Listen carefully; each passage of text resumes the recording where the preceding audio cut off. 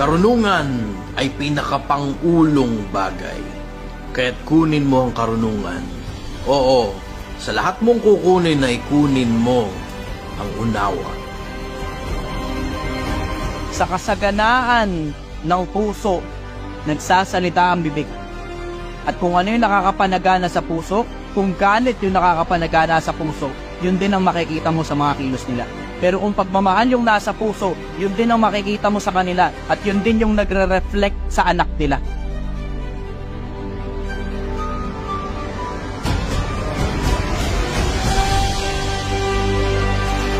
I want to appeal to intelligent individuals.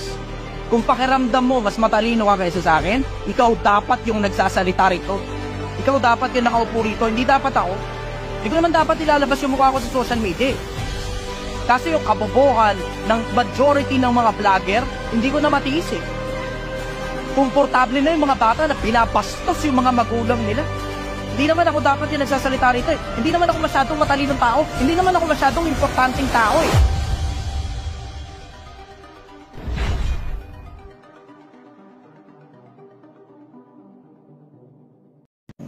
Ay, teka, hindi pala nalakasan yung volume dito. Brother, good morning. Taga saan ka? Brother, good morning. Taga saan ka?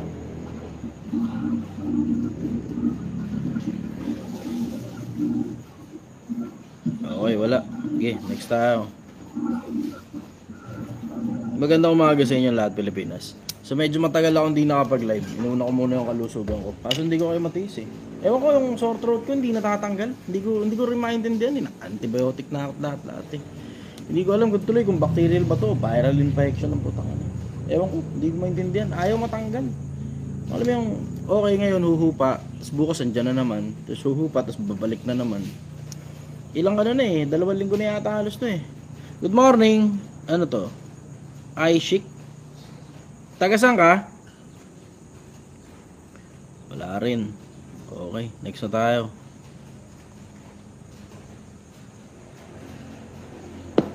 Ito, JL.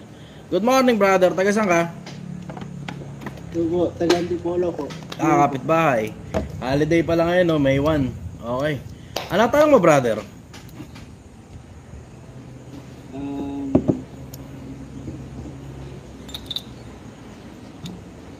Nakalimutan ko po. Panalo. Nakalimutan. Sige, bumati ka na lang muna. Dati ka, sino gusto mong batiin? Nakalimutan mo rin babati mo.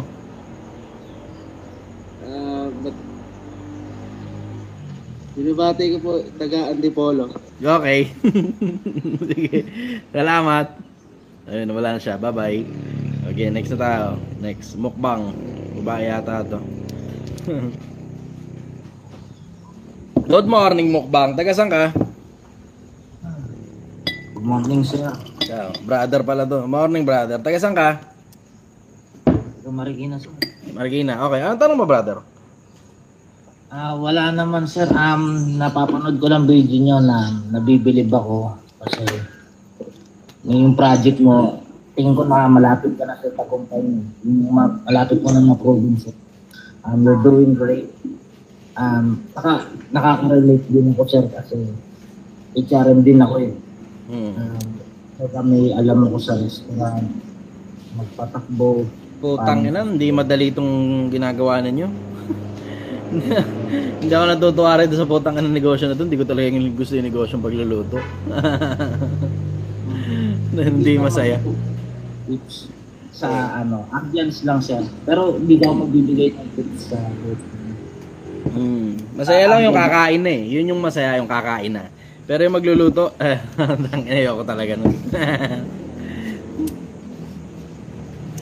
Anyways, baka may tanong ka, brother. Go.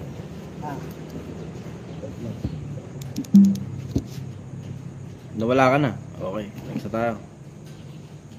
San Marcos.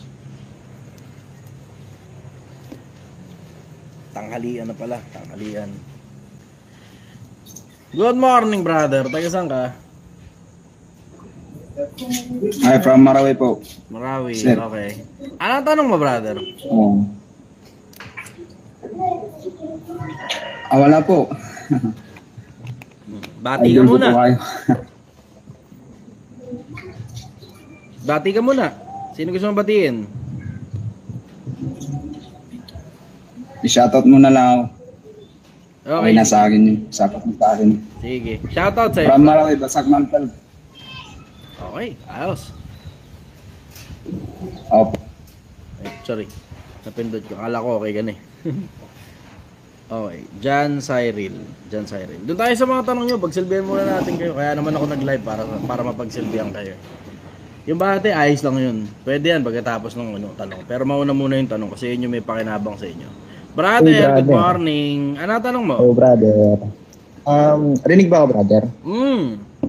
Malakas. Ano, brother? Magbibigay lang sana ako ng background sa itatanong ko. Ano po kasi ako, brother? MCGI po ako dati. May nakita po akong mali. Yung kay Brother Daniel po. Sabi po kayo sa Biblia, di ba? Kailangan daw po ng religion. Ngayon po, free thinker po kasi yung ngayon gaya po ninyo. Paano po kaya ako ulit makahanap ng religion? Yung mga religion po na ngayon, tinalo na po ng dating puno po namin. Okay. Nakikita ko nga yan. Actually, maraming MCGI na pumupunta rito. Isa nga sa mga pagtataka ko sa inyo, bakit yung, alam mo yun, nasira yung pananampalataya nyo, as in, yung mga umalis, dahil dun sa mga maling ginagawa ng mga tao. Wherein, hindi naman yung mga gawain ng mga tao ang sinampalatayanan nyo in the first place. And this goes for all religion. Lagi ka talaga makakakita ng mga taong may diferensya o gali. Lagi ka makakakita ng mga taong may ginagawang mali. Pero hindi ka naman dun sa gawain sumampalataya. Hindi ka rin sa tao sumampalataya. Sumampalataya ka dun sa aral. Di ba 7:17 ng Juan? Kung sino man ay nag-iibig gumawa ng kanyang kalooban, makikilala niya ang turo. Kung ito'y sa Diyos o kung ako'y nagsasalita na mula sa akin sarili. Ang nagsasalita na mula sa kanyang sarili, humahanap ng kanyang sariling kalwalhatian. Ang humahanap ng kalwalhatian niyaong sa kanya'y nagsugo, ang gayon ay totoo at sa kanya'y walang kalikuan. Ang sinampalatayanan dyan, sa lahat ng religion, supposed to be aral. Hindi tao, hindi rin gawain ng mga tao. Kasi, alam mo naman brother, wala namang matuwid sa lupa na gumagawa ng matuwid at hindi nagkakasala. Alam mo yun brother. Lahat ng tao nagkakamali. Lahat ng tao may masamang ginagawa. Pero ang bottom line yan, hindi naman yung gawain ng mga tao at saka yung mga tao ang sinasampalatayanan sa pagpasok mo sa isang religion. Ang sinasampalatayanan yung aral. And this goes for all religion. Kay Muslim ka, o datindaang ka, o Katoliko ka, o kahit na ano ka pa, ang sinasampalatayanan yung aral. Pag yung aral mali, alam mo na may problema. Pero pag yung aral tama, alam mo na rin na dapat doon ka talaga kahit mali pa gawain ng mga tao. Kaya sabi mo, bakit yung una bang iglesia, meron bang mga maling gawain? Oo, may mga maling gawain doon sa unang iglesia, baka hindi mo lang alam. Hindi ko alam kung hindi mo alam yun, pero may mga maling gawain doon sa unang iglesia. Di ba, basahin mo yung sulat sa Korinto, ang dami doon pinagagalitan eh. Pag binasa mo yung unang Korinto, pag binasa mo yung ikalawang Korinto, tinan mo, pinagagalitan ni Pablo yung mga kapatid doon. Bakit? May maling gawain nga sila eh. Di ba? May mga tinanggal pa nga si Pablo sa sulat niya lang eh. Paano? Kasi yung madrasta niya, tinitira niya. Hindi ko alam kung alam ninyo na, pero may ganun sa Biblia. Madrasta niya, tinitira niya. Meron ganun sa Biblia. Ngayon, sinabi ni Pablo, hinatulong ko, hinatulong ko na yan, nagaya ng paghatol ko, nagaya ng parang ako'y nasa harap din ninyo. Wag man, sa mga ganyang klase ng mga tao, wag man lamang kayo makikain. Yun ang nakasulat sa Biblia eh. O ano ibig sabihin? Doon mismo doon sa unang iglesia, may mga maling gawain din yung mga tao ron. Pero hindi naman kasi yung gawain ng mga tao na tama o mali, at hindi rin yung mga tao ang sinampalatayanan mo. Ang sinampalatayanan mo dyan, aral. E tignan mo ngayon, naliligaw ka, hindi mo ngayon alam kung saan ka pupunta. Diba? Ganun lang naman yun eh.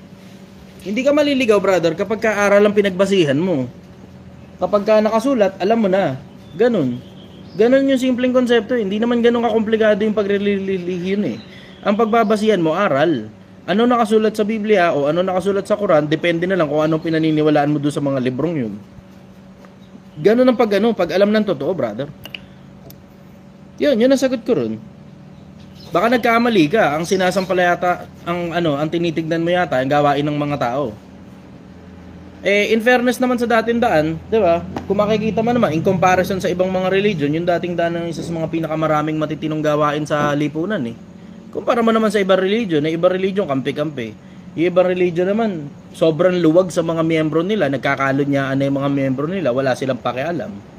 nagiinuman na yung mga miyembro nila, wala silang pakialam. 'Di ba? Naggagaguhan at naglolokohan na at nagtatarantaduhan na yung mga miyembro nila, wala silang pakialam. 'Di ba? Napakaraming ganyan religion eh. Tingnan mo, ang Katoliko nga hindi na nag-e-excommunica sa panahon ngayon eh. Wala akong nabalitaan sa Katoliko na nag-e-excommunica pa ang Katolisismo sa panahon natin ngayon. Kahit anong gawin mo, basta magsimba ka. Ganun ang bagsakan ngayon eh. Ganun din ang Baptist. Meron pa nga sa Baptist, once save, always save eh. Di ba? Ang pagbabasihan mo, aral brother, hindi yung gawain ng mga tao. Kasi yung mga tao, in general, nagkakasala at nagkakamali. Yun ang masasabi ko ron. Follow-up question, brother. Salamat, brother. Alam ko yun, nabalitaan ko Yeah. yun. Maisingit ko lang. Alam ko yun, nabalitaan ko yun. Kumpleto nga detalye ko tungkol dun eh. Yung tungkol dun sa yung tungkol dun sa Brazil. Kumpleto detalye ko ron. As in, may mga documents pa sa akin dito. Kumpleto detalye ko dyan.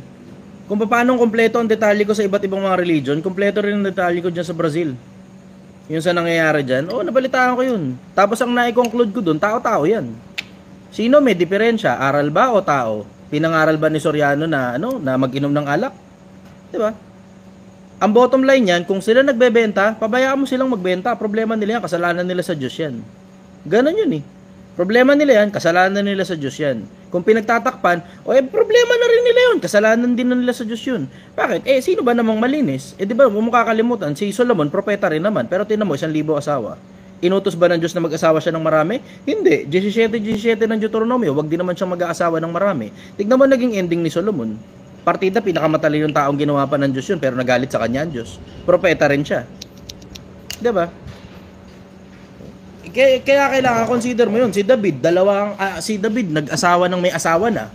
Diba? Tapos yung asawa na babae, kinuha niya, yung asawa na lalaki, inilagay niya sa front ng gera para mapatay doon para sa kanya na yung babae. 'Di ba? Si Pedro nanaga. Kung gano'n ang basihan mo na hindi, may ginawang masama yung tao, may ginawang masama yung leader. Okay, so yun pala ang basihan mo. Di ang labas ngayon ay si Kristo. Ano nangyari? Anong ginawa? Tinaob yung mga lamesa ng mga maniningil ng buwis. Tapos nanghataw pa. Ganyan ba anak ng Diyos? Nanghahataw. Gano'n ang labas nun, 'di ba? Ganyan ba ika ang mga alagad ni Kristo? Nananaga ng tenga? 'Di ba? Ganyan ba mga alagad ni Kristo? Nagnanakaw ng salapi? 'Di ba si Judas yun ang unang atraso, nagnakaw? Yun ang unang atraso ni Judas eh. Tapos kahuli-hulihan sa sobrang kasakingan sa pera, pati Diyos, pati Kristo niya, pinagkalulok para ibenta. 'Di ba? Hindi ganoon ang logic, brother. Hindi dahil nagkamali ang tao, mali na rin pati aral. Hindi ganoon. Kasi tinan mo, alam ko naman naririnig ko, nababalitaan ko yung sinasabi nila na parang may nagtitinda daw ng alak sa Brazil, samantalang bawal yun. Tapos merong doon, yung Area 52, na parang nightclub ang itsura, samantalang bawal yun. Kung sila gumagawa ng ganun, di pabayaan mo sila. Pagsisisihan naman nila sa Diyos yung pagdating ng panahon eh. Pero tignan mo yung aral. Inaral ba na magtayo ka nightclub? Inaral ba magbenta ka ng alak? Di ba? Hindi naman eh. Hindi naman nila binali yun eh. Yung parte na yun ng aral, okay, ayos. Hindi nila binali yung parte na yun ng aral. Kung sila nagkamali, problema nila sa Diyos yan. Matuto kayo ng konsepto na ang tawag compartmentalization Pilipinas. And this goes hindi lang sa religion, pati sa mga tao in general. Matuto kayo ng konsepto ng compartmentalization. Parang halimbawa, may nagtanong sa akin dito kanina, galit pa daw ba ako kay Bugoy? Hindi ako galit kay Bugoy. Compartmentalization. Yung konsepto na merong inaiaaral si Bugoy tungkol sa mga tao na parang hustle, grind, okay yun, panalo yun. Pero tungkol sa iniaaral niya, tungkol sa Diyos na wala raw sinabi si God na huwag kang mag-asawa ng marami, yun tutol ako dun. Compartmentalization. Ihihiwalay mo yung mga bagay na tinututulan mo at saka mga bagay na sinasang-ayunan mo sa isang pirasong tao. Ganon yung konsepto. Hindi automatic yan na dahil may maling gawain ng tao, mali na rin pati aral niya. At hindi rin naman automatic yan na tama ang gawain ng tao, tama na rin pati aral niya. Hindi ganon, brother. O baka hindi mo lang na-consider yun. Yun nga yung sinasabi ko rin sa mga ibang lumabas eh. Okay, sige, ano ginagawa nyo? Pinalalabas nyo mga miyembro dyan. Okay, sige, clap sa inyo, pinalalabas nyo miyembro. Bakit? Kasi sabi nyo, masama gawain ng mga leader. Okay, masama gawain ng mga leader. Ang tanong ko sa inyo, saan nyo dadali miyembro? Diba? Saan nyo dadalhin yung membro? Hindi ko rin maintindihan eh. Ang gulo eh. Tinan mo. Okay, clap.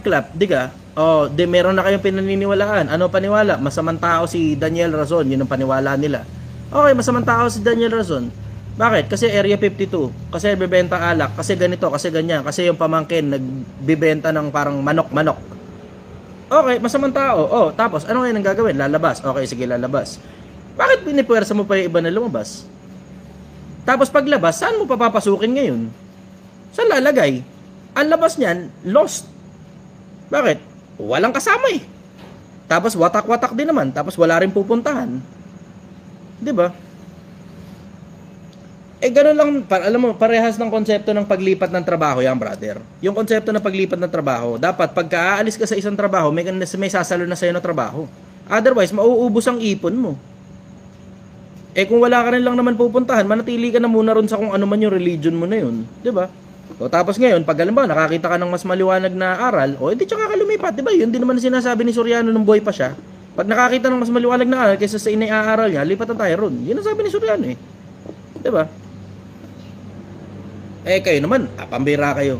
Parang kahapon lang namatay yung matanda, nakalimot na kayo sa mga iniaral ng matanda. Parang kahapon lang na namatay yung matanda, nakalimot na kayo sa iniaral ng matanda. Parang katulad lang din yan sa Iglesia ni Cristo eh. 'Di ba yung Iglesia ni Cristo nung panahong namatay si Eduardo Manalo, kung di ako nagkakamali. Nung namatay si Eduardo Manalo, nagkaroon ng power struggle. Bakit? Lumaban si Angel eh. 'Di ba? Si Angel Manalo, lumaban. Tapos kasama ang nanay. Tapos ginigiba ngayon ang bahay. O ginigiba ang bahay. Nung ginigiba ang bahay, nandun sila sa loob. Pinapalayas na nga kasi sila kasi nga hindi na sila welcome dun eh. Bakit? Lumalaban sila sa pangasiwaan eh. 'Di ba? O ngayon, kung lumalaban sila sa pangasiwaan, pinapalayas na sila dun. Pero hindi naman na ibig sabihin nun, tama o mali na agad ang aral ng Iglesia ni Cristo. Parehas na rin yung konsepto na yun eh. 'Di ba? Parehas yung konsepto na yun. Hindi dahil may ginagawa ang isang leader na personal tungkol sa kahit kanino personal din, ibig sabihin tama o mali na yung iniaaral niya. Walang kinalaman yung personal na ginagawa ng tao dun sa iniaaral niya. Yung iniaaral niya, yun ang itinatawid sa mga tao at ipinasusunod sa mga tao. Yun ngayon ang pagbasihan mo kung may mali ba dun, brother.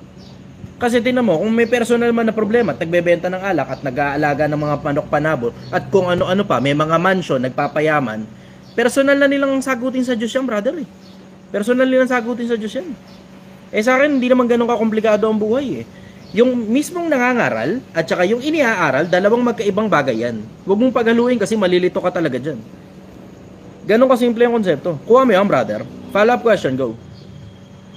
Brother, sala. Medyo naliwanagan na ako kasi yung kaluluwa ko parang nag-aano ko na ako eh. So, brother, meron sana akong follow-up question. Kaso, brother, hindi na sa religion. Sige. Di ba, brother, sinasabi mo na ano yun, yung mag-iipon dahil sa Mag-iipon dahil sa? yung kalinuhan mo. Oo. Kalinuhan mo, tapos pag-ipunan mo, tapos hanggang sa umabot ng 1,000,000 piso. Oo. Brother, may mga nababalitaan kasi ko. Recently lang, yung mga bangko, nagkakaroon ng mga nakawan, para mga cybersecurity issues. What if, brother, biglang habang nag-iipon ka, ano po ba yung mga pwede nyo i-recommend sa akin na, gusto ko po kasi mag-ipon, brother. Kasi po, brother, pagka hawak ko yung pera, nagagastos ko, yung sa Shopee, gano'n. Gusto ko pa sana mag-ipon. Isa po akong estudyante na, nag-freelance po kasi ako, yung Okay. video editing, gano'n. Gusto ko po sana ipunin yung pera ko. Saan po kaya pwedeng ilagay yung pera kung yung ibang mga bangko po ay nananakawan, tapos may mga cyber security issues gano'n? Tsaka mo na lang problemahin yan, brother, pag masyado na malaki pera mo. Habang maliit pa pera mo, kaya mong bawiin yan ng mga siguro 1-2 buwan lang kung sakali mong manakaw sa bangko yan eh. Very unlikely yun. Yung sinasabi mong manakawan sa bangko, very unlikely yun. Sa tagal ko ng buhay, hindi pa nangyayari sa akin kahit kailan yan. 35 years na akong buhay. 20 years doon, naglalagak ako sa bangko. Wala namang problema. Hanggang ngayon, di pa rin ako nadadali ng bangko. Babalitaan kita pag nadali ako ng bangko. Sigurado naman ako, mas malaki naman yung pera ko kaysa sa iyo, brother. Gets mo yun? Alam mo, highly unlikely yan eh. Mahilig kasi kayo masyado sa conspiracy theory eh. Doon ka sa streamline. Kung ano yung sinasabi ng streamline na safe ang bangko at bangko sentral, meron naman kasing insurance yan, brother eh. ang insurance niyan hanggang 500,000 pesos. Hindi ko lang alam kung alam mo yun. Pero baka hindi pa naman siguro abot ng 500,000 pesos ang pera mo para, 'di ba, kabahan ka na. Ay kapag lumampas ng 500,000, baka pwedeng, 'di ba, 500 lang dito, 500 sa kabilang bangko, 500 sa kabilang bangko. Ayun, pwede. Save ka 500,000. Pero alam mo yung ano, wala pa naman 500,000 yung pera mo, tapos nangangamba ka, tapos parang praning ka, napaparanoid ka. Ano pakinabang yung pagka-paranoid mo? Lagay mo sa bangko. Yung gusto mo, lagay mo pa sa GCash. Yung ibang pera ko nasa 100,000 nasa GCash eh. Meron din bangko sa GCash eh. Iba pa yung pera na nasa GCash na wallet, iba pa yung pera na nasa bangko sa loob ng GCash wallet. Tapos iba pa yung pera na nasa loob ng mga investments dun sa loob ng GCash. Meron ganun, may compartmentalization sa loob ng GCash eh. E di ilagay mo ngayon sa loob ng bangko, sa loob ng GCash para hindi manakaw. Gets mo?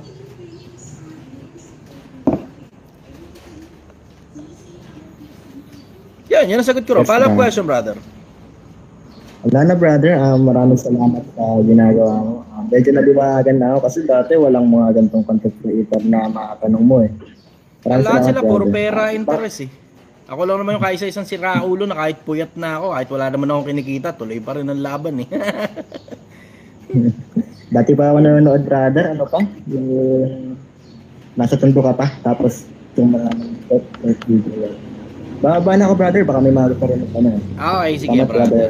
Thank you. Salamat. Love you brother. I love you too, brother. Okay, next. Yan ang kulang sa mundo yung pagmamahal. Yan ang kulang sa mundo. Bahay ni Jong. Bakit? Ba't mong bahay ni Jong? Overheat na yata yung cellphone ko. Init kasi dito eh. Tapos kaka-charge lang eh. Naglaro pa akong ML bago ako sinaksak eh. Bahay ni Jong. Good morning brother. Ay afternoon na pala. Tanghalian na. Anong tanong mo? Good afternoon, brother. Wala naman akong tanong. Gusto ko lang magpasalamat gusto ko lang i-appreciate yung ginagawa mo sa amin. Kasi nagsimula ka sa Tondo eh, nakatutok na ako. Tapos bilang OFW, palaging pag nagtatrabaho ako sa loob ng sasakyan, video mo yung piniplay ko, nagda-download ako ng video. Yeah.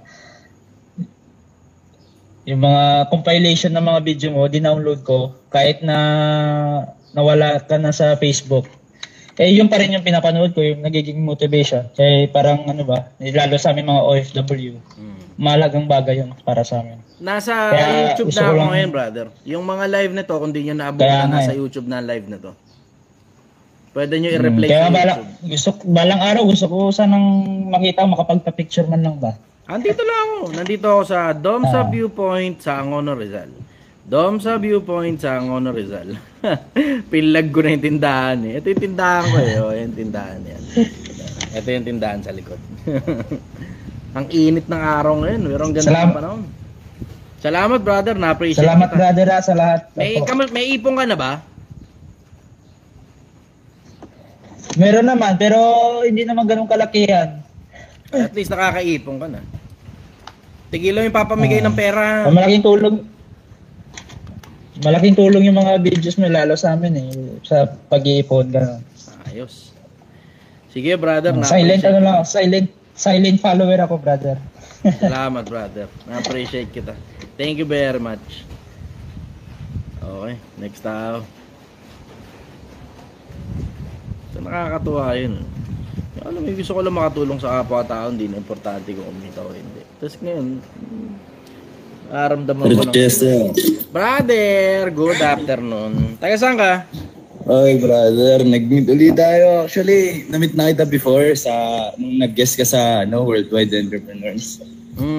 Ayun, simple lang naman tanong ko, brother. Ano ang basehan mo sa isang magaling na negosyante? Pag kumikita siya. Kasi ewan ko kung hindi mo alam yun ha, pero napakalaki ng pinagkaiba ng negosyanteng kumikita at saka negosyanteng palugi na nagpapanggap na kumikita. Ang dami niya sa social media, putang ina kung alam nyo lang. Napakarami yan sa social media. Dumating na nga sa panahon na putag, yung social media ginagawa ng lungga ng mga Ponzi schemer eh. Kaliwat kanan ng pa-invest nila, kaliwat kanan ng putang inang pa-sign up sa course nila. Tapos pag nakita mo, tangina halos wala pala laman ng mga bangko at naka-negative pa sila. Bukas makalawa, mababalitaan mo na lang, hinahabol na ng NBI. Magsaserve na pala ng warrant of arrest sa kanila.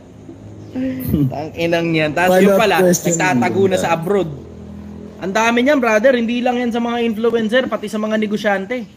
Hindi ko nga alam na ganyan pala ang kalakaran until pumasok ako sa mundo ng pagnenegosyo na tangina wala akong kamalay-malay.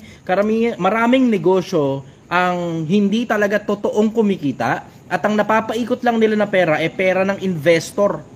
Tapos nagpapanggap sila na yung pera ng investor pera nilang sarili, tapos binibili nila ng mga kung ano-anong putang inang mga pangluho nilang kapritsyo nila. Tapos yun na ngayon, yung pag naubos, tangina ikot ngayon ng tumbong nila kung paano nila babayaran, kaliwat kanan ngayon ang warrant of arrest nila. Ang dami, brother, ang daming ganyang mga negosyante.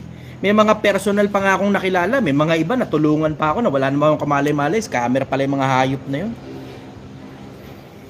Yun ang masasabi ko. Yun ang masasabi ko ron, brother. Paano masasabi magaling ang negosyante? Pag kumikita ay negosyante. Kasi in case hindi mo napansin, yung pagnenegosyo, ang tawag dyan, hanap buhay. Hindi hanap patay. Alam mong magaling yung negosyante pag kumikita siya. Bakit? Naghahanap buhay siya eh. Diba? Pag kumikita yung hanap buhay niya, alam mo, umuusad yung negosyante na yan. Pag yung negosyante, alam mong palugi, tapos hindi kumikita, tapos kumukuha pa ng mga investor habang nagpapanggap na sobrang yaman, alam mo lang hindi magaling na negosyante yan. Yan ang sagot ko sa'yo, brother. Ang dami niya yung social media, maniwala ka sa akin. Abang ka, may darating na mga panahon, may mga magtatago pa sa iba't ibang mga bansa. Kasi marami na kayo nakita eh, 'di ba? Sila Zian Gaza, sila Yexel. Ngayon may balita si Kencha nagtatago na rin at maraming iba pa. Recently lang nakita nyo si Rufa May Quinto may warrant of arrest, 'di ba? Tapos nakita nyo rin pati si Neri may warrant of arrest din. Nakita mo? Tungkol sa negosyo yung mga 'yan. Tungkol sa negosyo usapan yung mga 'yan. Tingnan mo, 'di ba? Brother, mga malalaking pangalan pa 'yan ha. What more yung mga hindi kilalang mga tao. Yun ang masasabi ko rin. Follow-up question lang, brother. Ganito. Totoo ba na marami pa talagang oportunidad dito sa Pilipinas kaysa mag-ibang bansa? Hindi mo masasabing magkasing dami ang opportunity dito sa Pilipinas, pero di tayo nauubusan ng opportunity dito. Kasi tinan mo, pansinin mo, kahit isang tuka ka rito, nakakakain ka naman eh. Wala pa ako nabalita ang Pilipinong namatay sa gutom.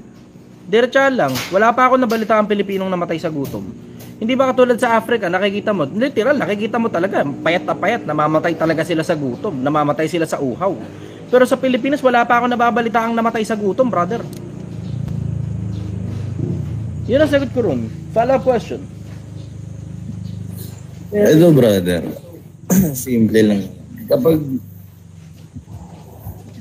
tawag dito, kung ang negosyo, marami kasi sinasabi, gusto mo yumaman, simula ang negosyo, bakit hindi lahat ng negosyante, bakit hindi lahat ng tao kaya nila mag-succeed sa larangan ng pagnenegosyo? Kasi hindi naman lahat ng tao pang negosyo. Parang katulad nito Selectable, yung nasa YouTube, kung nakikita mo yung mga comment niya rito, yung ganyang klase ng tao, alam mo, hindi pa negosyo yan eh. Bakit? Pessimist eh. Negatibo lagi ay isip, masama lagi ang bunganga sa kapwa-tao. Alam mo, hindi pang negosyo yung ganyang klase ng tao. Hindi lahat ng tao, brother, pang negosyo. Tandaan mo, gaya na sabi ni Robert Kiyosaki, 4 na quadrant yan, 4. Employment, freelancing, business, at saka investment. Lahat ng 4 na yun, pwede kang yumaman. Lahat ng 4 na yun, pwede kang yumaman. Hindi lahat ng tao pang negosyo. Nagtataka nga ako bakit pinipilit ng mga influencer na pagsaksakan doon sa isang piraso lang ng quadrant eh. Bakit negosyo lang? Bakit hindi tayo pwedeng yumaman sa employment? May nakita ba kayong pilotong mahirap? Engineer mahirap? Architect mahirap? Meron. Pero mas konti yun kumpara sa mga architect at engineer at pilotong mayaman. Diba? Freelancing. Alam nyo naman nakakayaman ng freelancing eh. Diba? Mag-VA ka lang eh. Maraming pera sa pag-VA. Tapos mag-hire ka ngayon ng mga tao na nag-VA din sa kliyente mo. Tapos ikaw ngayon na maging middleman. Diba? Pag ninegosyo, marami rin yung mayaman sa pagnenegosyo. Sa pag-i-invest, marami ding yung mayaman sa pag-i-invest. Tanong yung mga pumaldo ng crypto. Nung panahon na mura pa ang Bitcoin. 'Di ba? Maraming yumaman dyan sa 4 na quadrant na yan. And as much as maraming yumaman sa 4 na quadrant na yan, marami rin namang nalugi dyan sa 4 na quadrant na yan eh. Tingnan mo, yung mga nagre-reklamo na ang baba ng minimum, empleyado yung mga yan eh. Diba? Empleyado yung mga yan. Nagre-reklamo sila ang baba ng minimum kasi inuubos nila lagi pera. Yung mga freelancing, mayat maya, merong mga freelancer na hindi nakakabayad. Yung mga nagpapanggap na negosyante, business ko no. Yung mga iba, networker. Diba? Ang dami-dami diyang hindi kumikita. Yung mga invest, diba? Ang dami-daming nai-scam dyan. So as much as maraming yumayaman dyan sa 4 na quadrant na yan, marami ding naghihirap dyan sa 4 na quadrant na yan. Nagkakatalo na lang yan kung alam mo ginagawa mo. Ganon yun, brother. Kung alam mo ginagawa mo, uusad ka. Pag hindi mo alam ang ginagawa mo, tangina, ikot-ikot ka lang talaga dyan. Tapos magpapanggap ka pang negosyante. Makakarinig ka pa ng influencer na tangina, lahat na lang ng tao parang dapat magnegosyo. Ang totoo, derechahan, kaya lang naman nila pinagpapanggap na negosyante yung mga tao para ipasok mo yung pera mo sa bulsa nila eh. Kasi may binibenta sila sa'yo. Ang gusto nila, magpanggap kang negosyante. Bakit? Kasi wala ikang ibang paraan para yumaman kundi magnegosyo. Paano magnenegosyo? Ibigay mo yung pera mo sa akin, payayamanin kita. Yan ang putang ina mo. Mga bobo naman gusto magpanggap na negosyante. Akala nila ang pagiging negosyante yung nakikita nilang parang katulad ng lifestyle ni Josh Mojica. Hindi ganoon ang pagiging negosyante. Ganoon ang pagiging marketing. Pero negosyante ka, ganun ka araw-araw, putang ina, ikaw may-ari ng negosyo, malulugi ka niyan, di mo binabantayan ang negosyo mo, ano ka? Ano kalokohan yan? Diba? Brother, last question ko na lang. Kung bibigyan ka ng pagkakataon na mamit mo yung isang pinakamayamang tao sa buong mundo, ano yung itatanong mo? Wala na akong pakialam sa ganun, brother. Derechahan eh. Wala akong pakialam sa ganun. Wala akong pakialam kung gaano ka kayaman eh. Wala akong pakialam kung gaano ka kayaman. Kasi at the end of the day, it's just numbers in the bank. Diba? It doesn't define you as a person. I mean yung pinaka-successful na negosyante, gano'n. Derechahan, wala rin akong interest. Wala akong interest. If I have to answer your question, I will say, what are you doing to help other people with their lives? Siguro, yun ay tatanong ko. Oh, yun ay tatanong ko. Pero diretso, wala akong pakialam, brother eh. Kasi at the end of the day, yung 4 na quadrant na yan, ano lang yan, kumbaga parang, I will say, yan yung paraan lang nila para kumita. Yung 4 na quadrant. Yung employment, yung freelancing, yung business, at saka yung investment. Pero yung 4 na quadrant na yun, it doesn't define you as a person. Being a good person matters to me. Yun ang importante sa akin. Pero yung kung gaano karami pera mo, tangina, wala akong pakialam dyan kung kupal kang klase ng tao, basura ka sa akin. Kahit gaano ka pakayaman, basura ka sa akin. Ganon kasimple yun. Wala akong pakialam kung gaano kayaman ng kahit na sino. Kahit paradahan mo pa ako ng sports car dito, baka sapakin ko lang mukha mo kapag niyabangan mo ko. Wala akong pakialam. Bakit? Brother, it doesn't define. Your money in the bank doesn't define you as a person. Even better, your money in the bank doesn't even guarantee you a seat in the afterlife in front of your creator. Yan ang sigurado ko sa'yo. I've been rich, I've been poor, I've been rich again, and I've been poor again. Pero ang bottom line nun, hindi pera ang purpose ng buhay, brother. Hindi pera ang purpose ng buhay. Mas madali pa nga, sabi ni Cristo, mas madali pa isang kamelyo makapasok sa butas ng karayom kaysa isang mayaman makapasok sa area ng langit eh. Take it from me, mas mahirap maging mabuting tao kaysa maging mayaman. Mas madali pang maging mayaman. Mas madaling maging mayaman kaysa maging mabuting tao. Ang hirap maging mabuting tao. Eh isipin mo, 'di ba? Kagaguhan na lang, 'di ba? Ang daming pera sa kagaguhan eh. Magbenta ka lang ng mga bagay na illegal, napakadali eh. Huwag ka lang tanga para magpahuli. Pero isipin mo, pagka gumagawa ka ng pera, tas illegal yung paggawa mo ng pera, maraming pera diyan. Maraming pera sa paggawa ng pera sa illegal. Ano ibig sabihin? Ibig sabihin, wala ka kasing rules na nilalaro. Pero ang mas challenging, diretso ang mas challenging, brother, you're playing within the rules of being a good person while making money. Yun ang totoong challenge, brother. Tanga na, walang mas challenge dun. Biro mo, ang kipot ng rules. Ano rules? Dapat mabuting tao ka. Huwag kang manlalamang ng kapwa-tao, masama yan. Dapat lahat ng kinikita mo galing sa malinis na hanap buhay. Hindi ka dapat mayabang kahit may pera ka. Hindi ka dapat maangas kahit may pera ka. Hindi ka dapat wala sa lugar at nantatapa ka ng kapwa-tao mo kahit may pera ka. You have to play within the rules, brother. Yun ang totoong challenge. Pero puta, kikita ka ng pera, galing sa masama yung pera mo. Putang ina, derecha lang, nakatikim ako ng masamang pera, madaling kumita ng masamang pera. Bakit? Wala rules eh. Anything goes. Huwag ka lang tanga para either magpahuli ka, nakakulong ka ngayon, o nasa ospital kang bobo ka, o nasa libingan kang gago ka. Ayun. See? Yun lang ang rules nun. You just have to make sure that you're smart enough para hindi makulong, hindi ma-hospital, at hindi ka rin mapunta sa sementeryo. Yun lang. Pero other than that, ano pa rules? Tinan mo, pagka gumagawa ka ng pera sa malinis na paraan, yan ang talagang legit, tangina, totoong challenge talaga yan. Yan ang yan ang mas challenging. Diretsahan, mas challenging talaga yung paggawa ng pera sa malinis na paraan. Bakit? Kapag tangina, nakita mo naman yung nangyari sa akin dito, paparehistro patuloy ngayon yung negosyo. O, di ba? Babayad ka pa tax, babayad ka SSS, babayad ka PhilHealth, babayad ka pag-ibig ng empleyado mo. Tapos hindi mo naman sigurado kung yung empleyado ba magtatagal sa'yo ng 1 taon. Basta 6 na buwan, diretso na kagad, may benefits na kagad dapat yan. Tapos hindi mo rin sigurado kung sa loob ng 1 taon na yun, umalis sila, matino ba sasabihin sa inyo pag alis niyan? O baka sisiraan ka lang. Hindi mo naman alam you will never know. Pero ang pinaka-bottom line nun, mas mahirap kumita ng pera sa malinis na paraan. Yun ang totoong challenge, brother. Tangina, diretso, hands down. Believe ako sa mga taong malinis kung kumita ng pera kasi tangina, mahirap talaga. Mahirap kumita ng pera sa malinis na paraan. Makipot yung daan, brother. Yun ang totoong challenge talaga. Tangina, pakbakang challenging talaga yun. Andun ako ngayon sa pinipilit kong gumawa ng pera sa malinis na paraan. At marami na akong hanap buhay na malinis. Pero natikman ko ang perang masamang pera. At diretsahan, mas madaling kumita ng pera sa maruming paraan. May biro mo yun. Tinan mo, katulad sa akin ngayon, influencer ako. Mag-promote lang ako ng sugal eh. Promote lang ako ng sugal. 1.7 million ang offer sa akin eh. Promote lang ako ng politiko. Kulang-kulang 10 million ang offer sa akin sa pagpo-promote ng politiko eh. Pero tinan mo, hindi ko ginagawa. Bakit? Kasi I will not pose as a good example to the people kapag ka ginawa ko yun.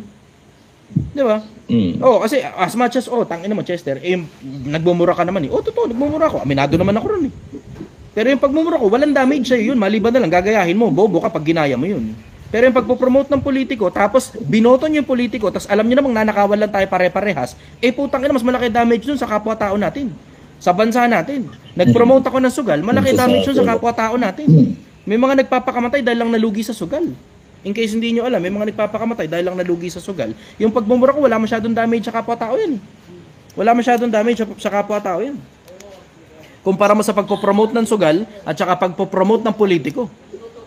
Yun ang masasabi ko sa'yo. Mas challenging gumawa ng pera sa malinis na paraan. At mas exciting gumawa ng pera sa malinis na paraan. Walang challenge siya, no, brother? Natikman ko na parehas. Walang challenge siya. Alam mo, ang challenge lang sa paggawa ng pera sa kagaguhan, adrenaline rush. Yun lang. Pero it doesn't feel good at night. Pag mag-isa ka na lang, kausap mo sarili mo, it doesn't feel good. Hindi katulad kapag malinis yung pera mo. Pag malinis yung pera mo, payapa ang tulog mo. Ang sarap ng tulog mo eh. Pag higa mo, sandal mo lang likod mo, puta, tulog ka na kagad. Wala ka na masyado maraming iniisip. Wala ka masyado maraming problema. Wala pa rin talagang tatalo doon sa payapang isip. Payapang konsensya, brother. Yun ang masasabi ko ron. Follow-up question. Brother, ano ba yung pinaka-definition mo ng pagiging isang successful bilang isang tao? Pagka tinatanggap ka ng Diyos sa kabilang buhay, tangina, kahit gaano ka pa kayaman, kahit gaano ka makapangyarihan bilang politiko, kahit gaano ka pa kasikat bilang artista, pag hindi ka tinatanggap ng Diyos sa kabilang buhay, pukin ng failure ka pa rin, gago. Failure ka pa rin dun. Surprise motherfucker ka. Tangina. Pero kahit gaano ka kahirap, kahit gaano hindi ka kilala ng mga tao o hindi ka kinikilala kahit ng mga magulang mo, o wala kang kapera-pera, kapag tinatanggap ka ng Diyos sa kabilang buhay, wala rin namang makaka-question successful ka. Walang makaka-question kahit sino, successful ka sa paningin ng Diyos. Yun ang ultimate na success para sa akin. Pagdating sa kabilang buhay, hindi yung tangin, ang dami mo lang pera dito, successful ka na. Si Solomon, madami din pera eh. Tingnan mo, ang kadulo-dulo, nagalit sa kanya Diyos. Di ba? Ang daming taong napakaraming pera, in case hindi nyo alam. And they're fucking miserable as fuck. Hindi nyo lang alam yun. Kasi hindi nyo naman nakikita laman ng inbox ko eh. Hindi nyo nakikita yung mga 60 years old na mga matatanda na mga sobrang dami ng pera. na mga hindi na sila naaalala ng mga anak nila na bisitahin man lang o kamustahin man lang. Pag nagme-message sila sa mga anak nila, inbox zone sila. Kasi hindi na nila ngayon mahanap kung anong purpose ng buhay kasi they're getting everything easy kasi nga may pera na sila. Ngayon, hindi na nila ngayon alam kung anong gagawin nila sa buhay nila. Ang gusto, magpakamatay na lang. Hindi nyo alam kung gaano karaming ganyan sa inbox ko. Yung iba nga, hindi pa nga senior. Pero ganyan na kagad eh. Yung iba, 50 pa lang eh. 50 pa lang. Mapera sila, mayaman sila. Tapos, yung iba, hindi gusto ng pamilya nila o gusto sila ng pamilya nila, they're getting everything easy kasi nga tuloy-tuloy na lang ang pasok ng pera. Tapos, meron na silang, ang tawag existential crisis. Hindi nila alam kung anong ginagawa nila dito sa mundo, lilisaw-lisaw sila dito, tapos wala silang makitang sense sa lahat ng bagay kasi alam nilang pagkamatay din naman nila, hindi rin naman sa kanila mapupunta yung pera nila. Hindi pera ang purpose ng buhay, brother. Gising kayo, Pilipinas. Gising. Gising kayo. Totoo yan. Hindi pera ang purpose ng buhay. Mismo si Kristo may sabi niyan, huwag kayo malilito. Ang buhay ng tao hindi sa kasaganaan ng mga bagay na tinatangkilik niya. Nalilito ang mga tao. Akala nila pag sobrang daming pera, katulad ng pinapakita sa social media na travel, pasyal, sports car, party, akala nila yun ngayon ang ibig sabihin ng success. Utang ina. Akala nila yun ang ibig sabihin ng success. Pero nakikipag-usap sa akin yung ibang mga influencer, miserable din ang buhay nila eh. Hindi nyo lang alam. Yung mga nakikita mo sobrang yaman, no? Oo, yung mga nagpapanggap na sobrang dami ring yaman sa problema. social media, kinakausap ako ng mga yan. Tanungan na ako ng Pilipinas eh, tanungan ako ng mga tao eh. Pati influencer nagtatanong din sa akin. Hindi nyo napapansin dito sa sa Project One, mayat maya may mga influencer na bumibisita. Nandito yan para magtanong. Nandito yan para makipagkwentuhan, makipag-usap, magkaroon ng sense sa buhay nila. Magkaroon ng sense sa ginagawa nila, kahit man lang sa araw nila. Marinig yung insights ko tungkol sa maraming bagay. At ako rin, marinig ko yung insights nila tungkol sa maraming bagay. Nandito yung mga yan para makipagkwentuhan, hindi yan nandito para kumain ng sinigang. Ano ka? Influencer yung mga yan, makakakain ng sinigang nga kahit sa 5-star restaurant. At siguradong mas masarap ang sinigang ng 5-star restaurant kaysa sa akin. Hindi yan pumupunta dito para sa sinigang. Pumupunta yan dito para sa kwentuhan. At napakaraming influencer at mga sikat na mga personalidad, yung iba politiko pa ang bumibisita dito para makipagkwentuhan sa akin. Tapos maririnig mo, after 2 battles, kasi meron ditong meron ditong bar eh. In case hindi nyo alam, yung mga nagiinom sa inyo, may bar dito. After 2 battles, maririnig mo yung mga problema nila. Tapos lahat sila pare-parehas lang din ang problema ng mga mahirap. Yung pamilya nila, yung asawa nila, yung pera nila, yung utang nila, yung bahay nilang mareremata, yung sports car nila na hindi nila alam kung paano babayaran kasi napasubo. Pare-parehas lang ang problema. Pare-parehas lang. Tapos ako naman, paulit-ulit lang din ang sinasabi ko. Ang sinasabi ko sa kanila, hindi pera ang purpose ng buhay. Tangina, hindi pera purpose ng buhay. Kaya nga tingnan mo, pinapakita ko na sa inyo kung paano gumawa ng 1 milyon eh. Para pag sumobra ang dami sa inyo, mga putang inang mga milyonaryo, maintindihan nyo ngayon, hindi pera ang purpose ng buhay.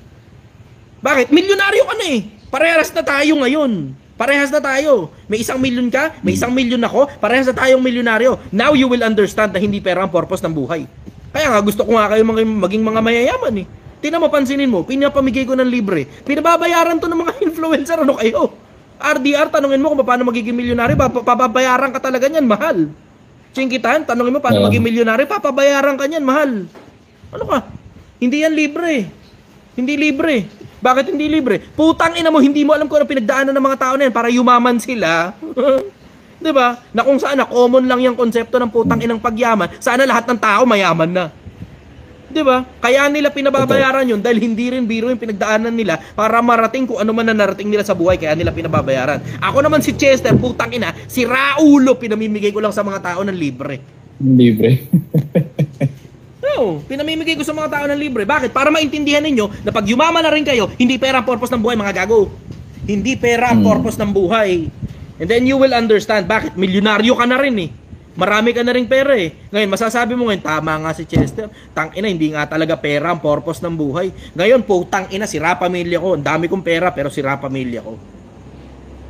Tignan mo yung mga nagsisipag-abroad. Ito, tignan mo. Yung mga nagsisipag-abroad dito, type yes kung kasama ka sa mga dumami ang pera, pero nasira ang pamilya. Diretsahan lang. Dumami pera mo, di ba? O ngayon, tignan mo ngayon ang pamilya mo. Di ba? Yun yung kadalasan napapansin ko rin sa mga tao. Bakit parang the more na nagkakapera sila, the more na yumayaman sila, the more na nagkakaproblema din sila. Kasi habang lumalawak kasi yung scope ng responsibility mo, brother. Normal yun. Pero pili ka ng pili ka ng mga scope ng responsibility na magbibigay ng purpose sa buhay mo at hindi puro pera lang ang dahilan kung ba't mo kinuha yung responsibilidad na yan. Meron kasi nagsabi sa akin, kung naniniwala ka din. Nagnenegosyo ka, hindi lang para kumita ng pera eh. Nagnenegosyo ka para makapagbigay ka ng value sa ibang tao. Makatulong ka sa ibang tao. Bonus na lang kumbaga yung kikitain mo. Supposed to be, ganun talaga dapat ang negosyo. Supposed to be. Kaso may mga iba kasing influencer, gago lang talaga eh. As in, pinapa-focus nila ang mga tao sa pera. Bakit ka magnenegosyo? Para yumaman. If you're 25 years old and you're still broke, you're not doing something right in your life. Ganyan sila kung magsalita eh. Na para bang ang dating, kapag 25 anyos ka na at wala kang pera at mahirap ka, bobo ka. Ganun ang dating eh. Sabi ko, tangina itong mga ganitong klase ng tao. Ang hirap na lang magpangalan eh, kasi makakakilala ko sila personal eh. Pero nasa isip ko, tangina nyo, magkikita-kita tayo sa impyerno, mga gago kayo. Sana magising kayo sa katotohanan na yung ginagawa ninyo sa kapwa-tao, na kinukondisyon yung isip ng tao para puro pera. Anong importante? Pera. Ano pa? Pera. Ano pa? Pera. Ano pa? Pera. Putang ina mga tao yan. Tangina mga tao yan. Tataka nga ako dyan sa mga ganyang klase ng tao. Paano kayo nakakatulog ng payapa sa gabi tas kinukondisyon yung utak ng taong pera pinaka-importante? Nakakasira na kayo ng buhay ng kapwa-tao eh. Nakakasira na kayo ng pamilya ng kapwa-tao, kakahabol ng pera eh. Nung mga sumusunod sa inyo. Diba? Mga nagpo-promote ng sugal, yung mga nagpo-promote ng mga negosyo nila, ng mga networking. Nakakasira na kayo ng ulo ng kapwa-tao eh. Diba? Nakakasira na nga kayo ng kaluluwa, wala kayong malay eh. O baka wala lang talaga kayong pakialam kasi ang pakialam nyo lang puro pera. Wala eh, ganyan talaga. Yung isang bagay na brother, no? Yung isang bagay na sumira din sa mundo ng networking, yun yung pinamukha nila sa tao eh. Gusto mo kumita ng pera, bili rito, bigyan mo ako ng pera, ganito, benta mo to, benta mo yan. Mas bahala ka na. Kaya rin siguro naging pangit yung image ng networking dahil. Ngayon, may mga mas pumapangit na image ngayon. Networking, pangit na image noon pa. Pero ngayon, may mga pumapangit na ring image. Yung anong tawag dito? Yung franchising. Isa yan sa mga pumapangit na image na. Tangina, 2 taon ka pa lang, pinapa-franchise mo na. Wala ngang assurance na kilala talaga ng mga tao yung brand mo eh. Wala ring assurance na pag inilagay yan sa isang lugar, papaldo yan. 2 taon ka pa lang, pinapa-franchise mo na. Wow. Tangina, nakakamangha. Di bali sana kung kilala sa buong Pilipinas yan eh. Yung brand mo hindi nga kilala sa mismong ito yung store mo, kabilang kanto lang hindi kilala yung brand mo, pero pinapa-franchise. Franchise. Tangina, tindi. Antindi. Tapos ang pinagkakakitaan nila, franchising. Hindi customer na bumibili ng paninda. Tangina, tindi. Tapos bahala ka na sa buhay mo kung pumaldo yung franchise mo o hindi. Kung malugi man yan, wala kaming pakialam sa hands off kami. Bakit? Pinagamit na namin sa iyong pangalan eh. Kanya-kanya takbuhan na sila. Yung franchising, isa sa mga pinaka-miserable yan. Isa sa mga pinaka-miserable yan, franchising. Isa pa yung meron pa yung, anong tawag dito? Yung bibili ka ng bultuhan sa kanila. Reselling. Wholesale. Reselling. Resell. Yung, alam mo yung wala namang market, tapos paparesell sa'yo, tapos sasabihin sa'yo, ganito ang halaga niyan sa merkado. Tapos yung mga tao na pinaparesell nila, di naman marunong magbenta. Wala rin silang training para sa mga tao. Hindi. Basta ang system, bumili ka sa amin ng package. Tapos ibenta mo, kikita ka. Na-assurance na mabebenta ng tao yan kung hindi mo tinuruan paano magbenta. Di ba? Yun din siguro yung isang bagay na nakakaawa sa mga ginagawa ng mga nagbebenta. Kasi nga, binibigyan nila sa isang tao na wala naman masyadong kaalaman sa pagnenegosyo. Yung iba gusto lang naman magnegosyo para may pantawid lang. Tapos parang pinagkakitaan lang, di ba? Totoo. Hindi naman kasi lahat ng tao pang negosyo eh. Parang ito si Rolando Galang Jr. Sabi niya, pinagsasabi mo gunggong. Etong mga ganitong klase ng tao, alam mo, hindi talaga pang negosyo to eh. Utak toge eh. Utak biyak, mahina ulo. Alam mo, yung iniinsulto mo, hindi mo pala naiintindihan kung ano sinasabi. Ang nakasulat sa Biblia, ang sumasagot bago makinig ay kamangmangan at ito'y kahihiyan sa kanya. Kahihiyan sa iyo yan, kabobohan mo yan. Hindi mo naiintindihan pero nilalait mo. Nanlalait ka ng hindi mo naiintindihan kasi nga bobo ka. Ganun lang naman yun eh. Ngayon, yung mga ganyang klaseng tao, pag negosyohin mo, sigurado, wala pa isang taon, bagsak agad ang negosyo. Mahirap sa negosyo pag sarado yung utak mo. Eto, tinan mo, sobrang bobo talaga ni Rolando Galang Jr. Sabi niya, gusto mo pala makinig kami sa'yo, ba't di ka mag-vlog ng iyon? Eto nga, naka-vlog nga ako eh. Ikaw ang pumasok sa vlog kong bobo ka eh. Sa sobrang kabobohan mo, hindi mo naiintindihan na ikaw ang pumasok sa vlog ko, tapos nakiki-comment ka sa vlog ko. Akin tong vlog na to, bobo ka lang talaga. Baka akala mo vlog mo to. Mag-live ka ng sarili mo, bobo. Doon ka magsalita. Doon mo ilabas lahat ng kabobohan mo. Tangin mga tao talaga. Bobo talaga itong mga ganitong putang inang tanga eh. Stupido. Tangina. Rolando Galang Jr., wala kang kagalang-galang. Apelido mo, Galang. Tangina, nakakahiya sa pamilya mong Galang ang apelido mo. Dapat ang apelido mo, walang galang eh. Rolando Walang Galang Jr. Nakakahiya, yung tatay mo pa naman. Yan din ang pangalan. Hiniya mo ngayon ang tatay mo. Lumalabas ngayon, ang dinig ko ngayon, junior ka eh, ang dinig ko ngayon, bobo yung tatay mo, ipinasa sa'yo kabobohan ng tatay mo, kaya ngayon bobo ka rin. Ngayon, dalawa na kayong bobo ng tatay mo. Sama mo yung tatay mo rito, sabi mo sinabi ko, bobo ka. Pare-parehas kayong dalawa. Anyways, follow-up question, brother. Pagka ganyan talaga usapan, dumadami viewers eh. Follow-up Yun lang, question. brother, wala naman na akong follow-up na question. Pero sobrang na-appreciate ko lang din yung mindset na gano'n na di naman talaga pera yung solusyon. Sa book, yung nag-isang solusyon natin. Totoo, it's good to have maging isang money, mabuting brother. tao. Yun lang, brother. Let's just put it into context. Nice meeting you again, no? Maraming salamat. Bago ka bumaba, brother, let's put it into context na let's not demonize money. Kailangan ng money. Kailangan ng pera. Bakit? Kasi kahit naman si Solomon ang sinasabi tungkol sa pera, ang pera sumasagot sa lahat ng bagay. Pero pag yung pera, itatawid mo na kaluluwa mo, papunta sa pagiging masamang tao, parang katulad ni Rolando Galang Jr., ibang usapan na yun. Diba?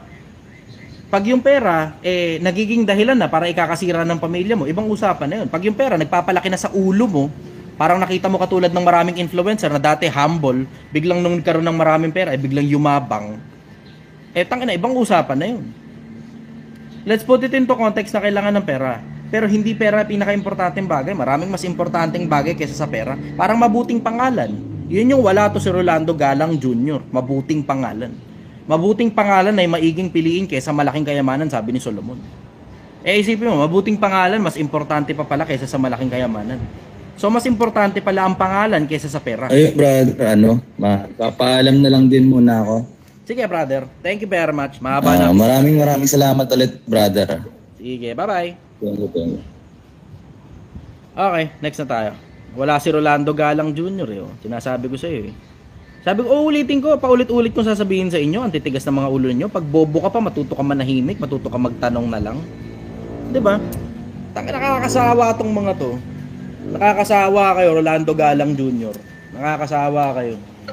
Ulitin ko, pag bobo ka pa, matuto ka manahimik, matuto ka magtanong. Hindi yung dami-daming pinagbubulalas. Hello, sister. Good afternoon. Kamusta ka? Hi, kamusta? Eto, happy lang. Buti. Taga saan ka? Ang tagal-tagal kita inaapan. Nandito sa Paranaque. Paranaque. Okay. Ano tanong mo, sister? Paranaque, mag-isa lang. May tatanong ako kasi, ano ibig sabihin ng white lies? Nang ano? White lies. Walang ya. Google mo na lang, pambira ka na. White lies. Ayoko magsinungaling. Ayoko kasi magsinungaling. Pag nagsasabi ako ng totoo, napapasama ako. Gusto ko maging white lies, pero nagigilty naman ako. Hindi, alam mo, ang problema kasi sa'yo, hindi mo mapanindigan yung totoo. Hindi ka napapasama, hindi mo lang alam kung paano ilalatag ang totoo. Oo. Kasi, tinan mo, yung totoo, ang sabi ni Solomon sa Biblia, salitang sinalita sa kaukulan ay gaya ng mansanang ginto sa pilak na bilao. Hindi naman ako mahilig magsinungaling eh. Pero hindi naman ako napapasama katulad mo. Kita mo? Ang problema lang, hindi ka masyadong magaling magsalita. Hindi ka masyadong magaling magtahi ng salita. Doon nagkakaproblema. Pag hindi mo kayang tahiin yung salita sa paraang maiintindihan ng kapwa-tao mo, magkakaproblema ka talaga. Bakit? Kasi imbis na mapunta yung sisi doon sa dapat kasisihan, ang nangyayari, sa'yo nababaling ang sisi. Mismo. Yun na nga. O ngayon, mag-aaral ka ngayon kung paano magtahi ng salita para hindi ka nadadali. Grabe. Kasi panganay ako eh. Lagi na lang akong papasensya. Sa kanila. Sa mga kapatid. Hindi ka magkakaproblema kapag ka lumalayo ka. Ang tanong ko sa'yo, ba't kasi nagsusumaksa ka sa mga kapatid mo? Matanda ka na eh. Tinan mo, nakasulat din sa Biblia, ito hindi ko alam kung alam ninyo to pero parang ngayon ko lang yata ilalabas ito. Ang sabi, magdalang ang iyong paa sa bahay ng iyong kapatid. Sabi ni Solomon sa Biblia. Magdalang ang iyong paa sa bahay ng iyong kapatid. Bakit? Kasi alam mo, lagi ka na lang nasa kapatid mo, lagi nasa kapatid mo. Ang sabi din sa ang sabi ng kawikaang English, too much familiarity breeds contempt. Pagka lagi na lang familiar sa iyo ang tao at lagi ka nakikita, ang ibig sabihin nakakabuo na ngayon ng disrespect sa iyo yung mga tao na nakapaligid sa iyo. O, tingnan mo, gano'n na nga nangyayari sa iyo, dinidisrespect ka na. Bakit? Hindi ka nagsiset ng boundary. Dapat matuto kang lumayo. Wala sa panganay yan o sa bunso. Wala sa panganay o sa bunso yan. Kahit pang ilan ka pa sa magkakapatid na hindi ko alam kung paano tinatranslate sa English. Alam mo ba yung paano i-translate sa English yun? Alam mo yung paano i-translate sa English? Pang ilan ka sa magkakapatid? Hindi, ikaw, matalino ka. Bala kayo. Assignment nyo ngayon yan. Translate nyo sa English pang ilan ka sa magkakapatid. O ngayon, going back to my original point, hindi yan sa panganay o sa bunso. Walang kinalaman dyan kung pang ilang dun sa sequence ng magkakapatid, pang ilan ka sa lumabas sa puko ng nanay mo. Walang kinalaman yan dun. Nandun yan sa konsepto na kung marunong kang magtahi ng salita, hindi mababaling sa'yo ang sisi. Bakit? Nagtatapat ka naman ang sabi sa Biblia, the truth shall set you free. Yun ang nakasunod sa Biblia, the truth shall set you free. Ang problema, hindi ka marunong magtahi ng salita. Doon nagkakaproblema. Kaya na nangyayari, kailangan mo patuloy magsinungaling para lang mailabas mo ang sarili mo sa senaryo. Diba? Habang nagsasalita naman ako ng totoo, lagi puro sa akin ang sisi. So ngayon, sabi ko, white lies na lang. The more nagsasalita ako sa kanila ng totoo, ayan, lagi na lang ako pinagsasabihan. Sabi ko, para bang wala na ako tamang ginawa sa inyo. Tignan mo rin kasi at the same time. Tignan mo rin. Baka naman kasi yung mga taong nagsasalita sa iyo ng hindi maganda tungkol sa pagsasalita mo ng totoo, may diferensya utak ng mga tao na yan. Pagka ganyan, dapat talaga humiwalay ka sa mga tao na yan. Parang katulad nito ni Selective One. Itong tao na to, may diferensya talaga utak na to Ganun lang yun. Hindi naman ganun kakomplikado ang buhay. Pag yung mga tao toxic, matuto kang tanggalin sa buhay mo. Yes. Matuto kang bawasan yung oras mo sa kanila. Nagtataka naman ako sa'yo, ba't parang madalas mangyari yan? Ang ibig sabihin kung madalas mangyari yan, madalas ka rin kasi makipag-usap sa kanila. Bakit kasi? Bakit ba? Mag-isa lang kasi ako, wala akong kausap. Di kumuha ka ng mga kaibigan. Nakakaloko. Ang dami-daming tao sa mundo, there's fucking 8 billion of us. Wala akong kaibigan. Dito lang ako makaibigan sa social media. Huwag ka magreklamo. Wala akong huwag ka magreklamo. Bakit? Dalawa lang naman yan di ba? May problema ka, resolbahin mo. Ayaw mong resolbahin, manahimik ka. Ganun. Huwag ka magreklamo. Dalawa lang yan, wala kang pupuntahan. May problema ka, resolbahin mo. Ano problema? Yung mga kapatid mo, pag kinakausap mo, nasisisi ka sa bagay na hindi mo kasalanan. O ngayon, makipagkaibigan ka sa iba, ayaw mo makipagkaibigan sa iba, pinipilit mo sumaksak doon sa mga kapatid mong sinisisi ka, o pagdusahan mo ngayon yan. Ganun lang yun. Ano yung course? Sinumpa mo sarili mo Ayaw mo kumuha na ibang kausap, pinipilit mo sarili mo sa mga taong ayaw sa'yo. Ang tanong ko kasi sa'yo, bakit gusto mo kasi ipilit yung sarili mo sa mga taong ayaw nga kasi sa'yo? Sige, tanggalin ko na yan. Ang galing mo. Sige, tanggalin ko na sila muna. Unahin ko muna sarili ko kasi mag-isa lang ako Ayun, congratulations. Kasi mag-isa lang ako. Bakit mo ako kinukongratulate? Kasi na-realize mo na. Na-realize mo mag-isa ka, na-realize mo kailangan mong tanggalin yung mga kapatid mong toxic sa buhay mo. Ngayon, na-realize mo na rin kailangan mong kumonekta sa ibang tao at unahin ang sarili mo. Congratulations sa'yo. Sabi ko, ang galing mo talaga magpayo talaga. Idol kita. Wala namang payo dun Bakit eh. ano pong may... advice. Ano ba yung payo sa advice? Magkaiba ba yun? Walang payo dun. It's just a matter of realization. Na-realize mo lang yung mga bagay na meron sa paligid mo. Yung surrounding circumstances mo and factors to consider, na-realize mo. Walang payo dun. Pero nagtanong ako, sinugot mo yung tanong ko. Ano? Sumagot ako sa tanong. Appreciated ko yun. Follow-up question, sister. Bakit pa iba-iba, idol ng ano mo, yung, ano tawag dito, live mo, ayan ang dami yung tatanong din sa'yo, dami nakaka-relate.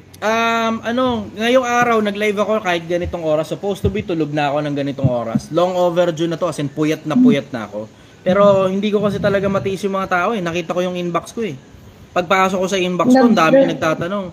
Boss, kailan ka magla-live? Idol, kailan ka magla-live? Sir, kailan ka magla-live? Sir, may problema kasi ako, sana mag-live ka na. Sir, sa'yo lang ako humuhugot ng lakas ng loob. Tangina, alam mo yung nahihiya ako sa mga tao eh, na hindi lumitaw eh.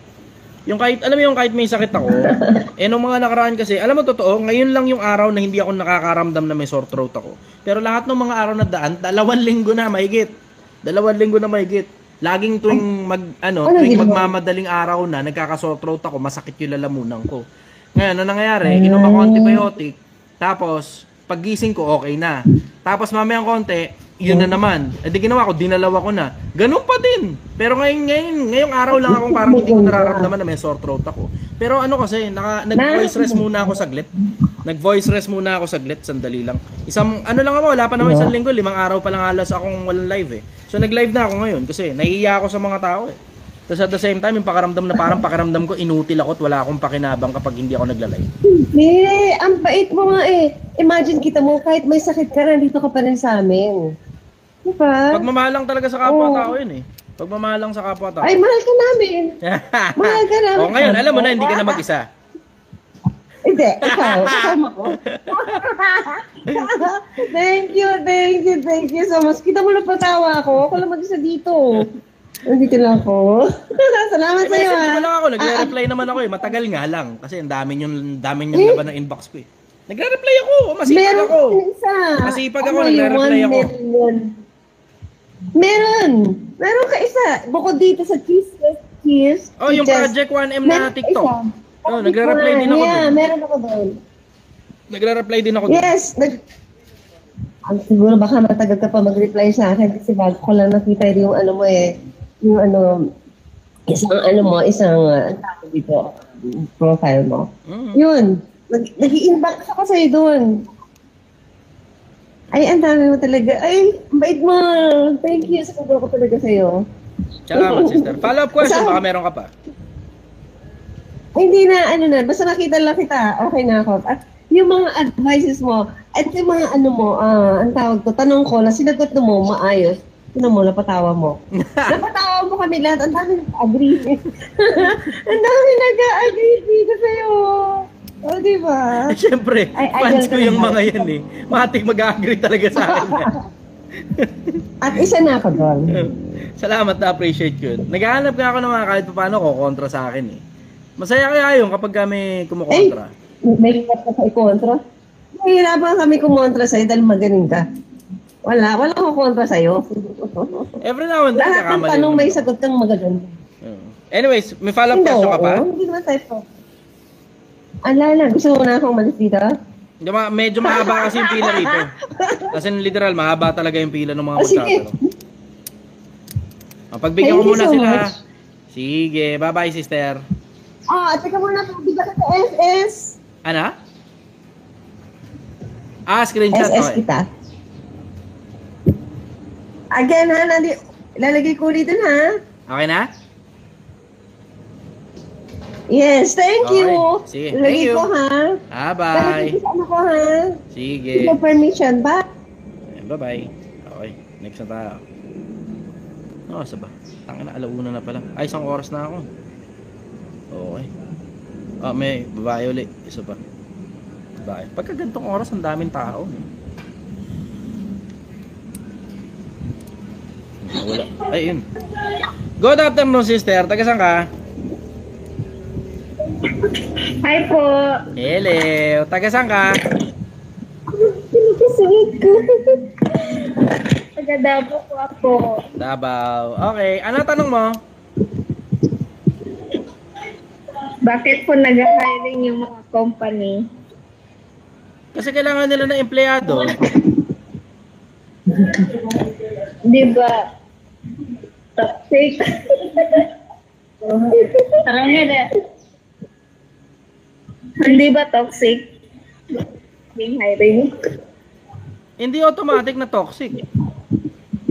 Pagka nag-hiring, pwedeng expansion yan. Pwedeng nagtanggal sila ng tao. Pwedeng nag-resign sa kanila ang tao. May bakanting posisyon, kailangan nila i-fill in ngayon yung gap. O di, kaya ngayon mag-hiring sila. Alam mo, yung tanong mo na yun, coming from the premise na victim mindset ka eh.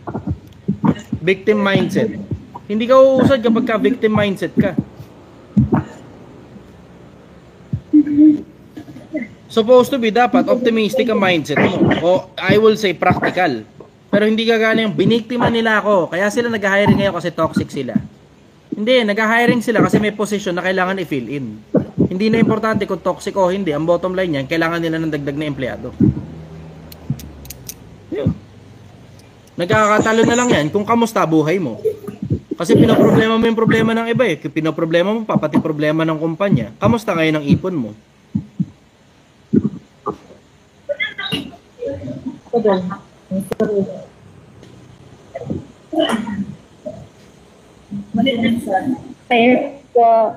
Thank you.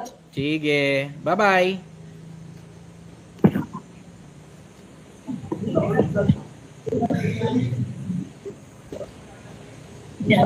Pasarin muna natin to si JP. Mute muna kita ng entire live, JP. Mga bagsakan na to ni JP, walang pakinabang mga sa lipunan. Ano pa eh. Minute ko muna si JP. JP, mute muna kita ha. Mabuisit ka muna sa akin. Wala ka munang karapatang mag-message o mag-comment. Pangit ng trip mo, JP eh. Hello, Idol. Brother, taga saan ka? Dito sa Dasma, Cavite. Ay, taga Cavite lang din. Cavite. Ano tanong mo?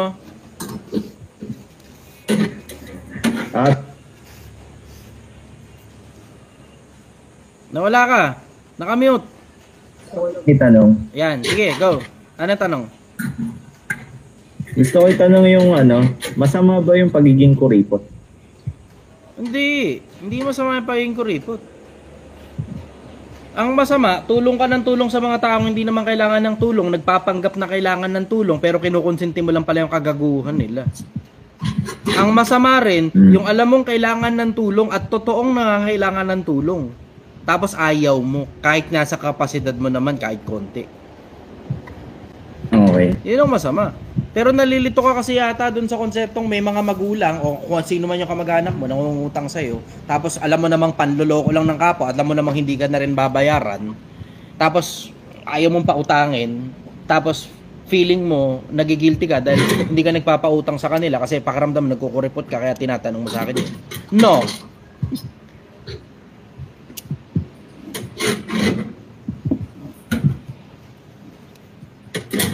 Anong kwento? Hindi mo yata nagets yung sinabi ko eh. Hindi, syempre, may mga iba kasing perceptive na tungkol sa pagiging kuripot is nakakasama. Yung iba naman is walang, hindi naman okay naman doon kasi mas nakakaipong ka. May mga ganun lang. Kaya gusto ko lang makita yung yung Ang sabi sa perception Biblia, wag mong ikait ang tulong sa kinauukulan. Pagka nasa iyong kapangyarihan na ito'y gawin. Yun ang nakasulat sa Biblia. So yung alam mong mga taong talagang totoong kailangan talaga ng tulong at nasa kapangyarihan mo naman na gumawa ng tulong, tulungan mo. Pero hindi ang ibig sabihin ng pagtulong ay pangungonsinti ng kagaguhan na alam mong tamad yung kapatid mo, alam mong bulagsak sila sa pera, tulong ka pa rin ng tulong, pati diaper ng pamangkin mo sa'yo na inaasa, pati gatas ng pamangkin mo, pati trip ng magulang mo sa'yo na inaasa, wala na sa lugar yun. Ilaw, tubig, renta sa'yo inaasa, wala na sa lugar yun.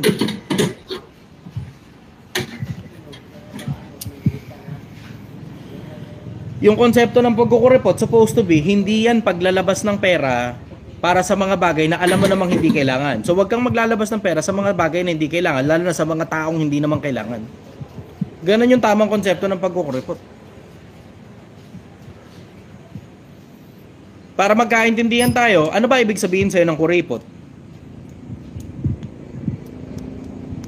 Yun yung hindi ko pa alam. Wala pa akong sapat, yung wala pa akong klaro na ano talaga. Yun ang nga Na ibig ko opinion. sabihin. Kaya nga sabi ko nga kako, alamin mo muna kung ano ibig sabihin ng salita bago mo sabihin kung kailangan ba yan o hindi. Kailangan alam mo muna ibig sabihin ng salita. Parang halimbawa, itong bagay na to, tatanong mo sa akin kung kailangan ba to o hindi. 'Di ba? Lahat ng tao magsasabi sa iyo kailangan yan. Lahat ng tao magsasabi din sa iyo hindi kailangan yan. Pero ano ba kasi to? Ano ba to muna? 'Di ba? Unahin mo muna kasi ano ba kaya? Ano ba yan? Ano ba yung ibig sabihin sa iyo ng salitang kuripot? Bago mo malaman kung kailangan ba yan o hindi. Okay. Oo. Kaya pala nagtataka ako ba't parang hindi ka nagre-respond. Yung pala hindi mo lang pala talaga alam kung ano ibig sabihin ng salitang kuripot. I-google mo na lang. Tapos saka mo ngayon malalaman kung kailangan ba yan o hindi. Follow-up question, brother. Oh. Sige. Meron akong random question about naman sa nature ng tao. Yung about sa prime daw. Kasi sa prime daw ng lalaki, sumaabot daw ng 30 to 30 plus. And then sa babae naman daw is mga 20 plus. Ganun. Nakikita ko nga yun. Totoo Sabi po nga ba? raw, 25-ish ang parang age of maturity o prime peak ng babae. Sa mga lalaki naman parang 35-ish. Ako nararamdaman ko eh. Kasi hindi ganito ang mindset ko. Bago ako mag-25 anyos. Yun ang naalala ko. Bago ako mag-25 hindi ganito. 25 na ako, hindi pa rin ganito. 27 na ako, hindi pa rin ganito. Nagsimula lang pumitik to bago ako dumating ng 30 eh. Yung parang, alam mo yung malawak ng pananaw mo tungkol sa buhay, tapos naiintindihan mo na pati pinagdadaanan ng tao, alam mong hindi lahat ng pagkakataon tama ako, gano'n, yung mga gano'n, na hindi rin naman lahat ng pagkakataon mali ako, nakakapili na ako ng mga laban na nilalabanan ko, hindi dahil tama ako, paglalaban ko yan hanggang dulo kahit wala namang kwenta. Diba?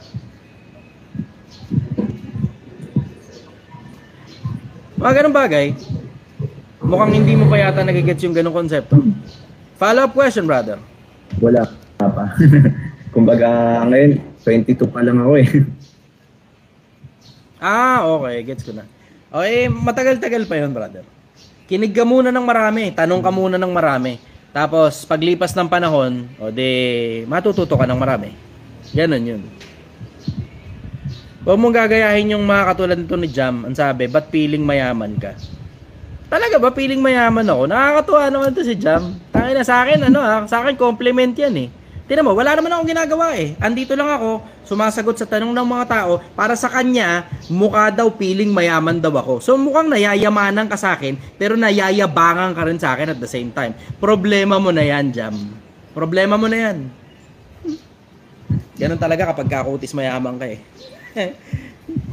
Akala nitong putang ina to feeling mayaman dahil lang kutis mayaman ka. Wala. Ganun talaga kapag kakutis bayag ka, Jam. Ganun talaga. Anyways, follow-up question, brother. Idol yung tungkol daw sa evil eye. Kasi daw kapag ka nagsasabi ka doon ng plano sa advice, hindi daw natutuloy or nakakasama daw. Hindi ako naniniwala sa ganun, brother eh. Evil eye ng ibang tao. Hindi ako naniniwala sa ganun eh. Naniniwala ako dun sa ano to? Soy Chester like the live. Hindi like ko yung sarili kong live. Parang tanga to. Anyways, sorry, na-distract ako. Intrusive thoughts. Nakita ko kasi dumaan yung mukha ko, pati yung profile ko dito. Ako rin yun eh, Chai Chester eh. Tapos tinignan ko 800,000 followers. Ako nga talaga yung profile ko yun, nilike ko yung sarili ko live. Hindi ko alam paano nangyari yun. Pero anyways, going back to sa pinag-uusapan natin, hindi ako naniniwala rin sa konsepto ng evil eye. Naniniwala ako dun sa konsepto na nagkaroon na kagad ng spike ng dopamine sa isip mo nung kinuwento mo kung ano man yung gagawin mo.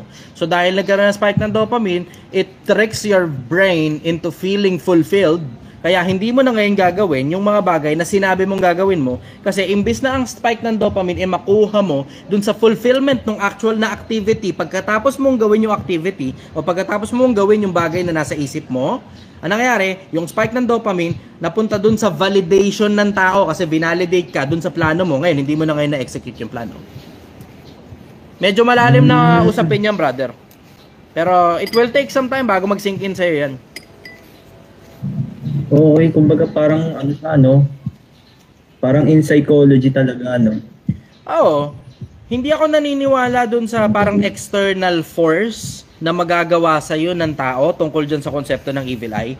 Naniniwala ako sa konsepto na internal mo ang magkakaroon ng problema pag ikinikwento mo lahat ng bagay na nasa isip mo na gagawin mo pa lang to the point na pinupuri ka ng mga tao, yung mismong pagpuri ng mga tao ang nagpapaspike ng dopamine sa isip mo na imbis sana yung spike ng dopamine nang gagaling sa success mo dahil nagawa mo yung bagay na sinabi mo, nang galing tuloy yung spike ng dopamine dun sa validation ng mga tao sa'yo. Hindi ko alam kung nagets mo. Hindi ko alam kung nagets mo. Hindi, nagets ko rin po. Ganon yun. Kumbaga, talaga, may psychological effect talaga siya. Oo, totoo. Kasi imbis matuwa ka sa resulta, natutuwa ka sa pagpuri ng tao. Ganon yun. Yun, binabawang ko na lang para di na magulo. Imbis matuwa ka sa resulta, natuwa ka sa pagpuri ng mga tao. Dahil sa tuwa mo sa pagpuri ng mga tao, di mo na ginawa yung kailangan gawin. Ganon. Gets mo? So, okay. Kumbaga theory lang pala siya. Theory lang talaga siya ng iba. Oo, wala namang fact na mako-consider dyan sa konsepto ng evil eye. Diba? Parehas lang din yan ng bawal magwalis paggabi. Lalabas ang grasya. Ganon. Oo. Oo. May mga ganon. Yun. Follow-up question, brother. Okay, nakamute na si brother. Okay ka na? Okay na. Yung karamihan sa mga Ay, sorry. Naputol ko. Na-mute kasi. Okay, sige. Babae naman, Pia. Tangina, 1 hour 50 na pala ako. Ay mo na, bawi na lang to sa mga nagdaang araw. Kuha pa ako ng 2 pa. Sana hindi ako madalo ng TikTok.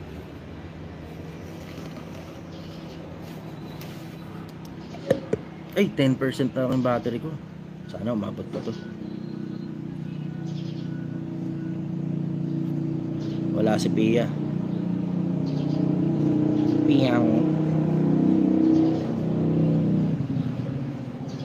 Wala si Pia. Okay, next tayo.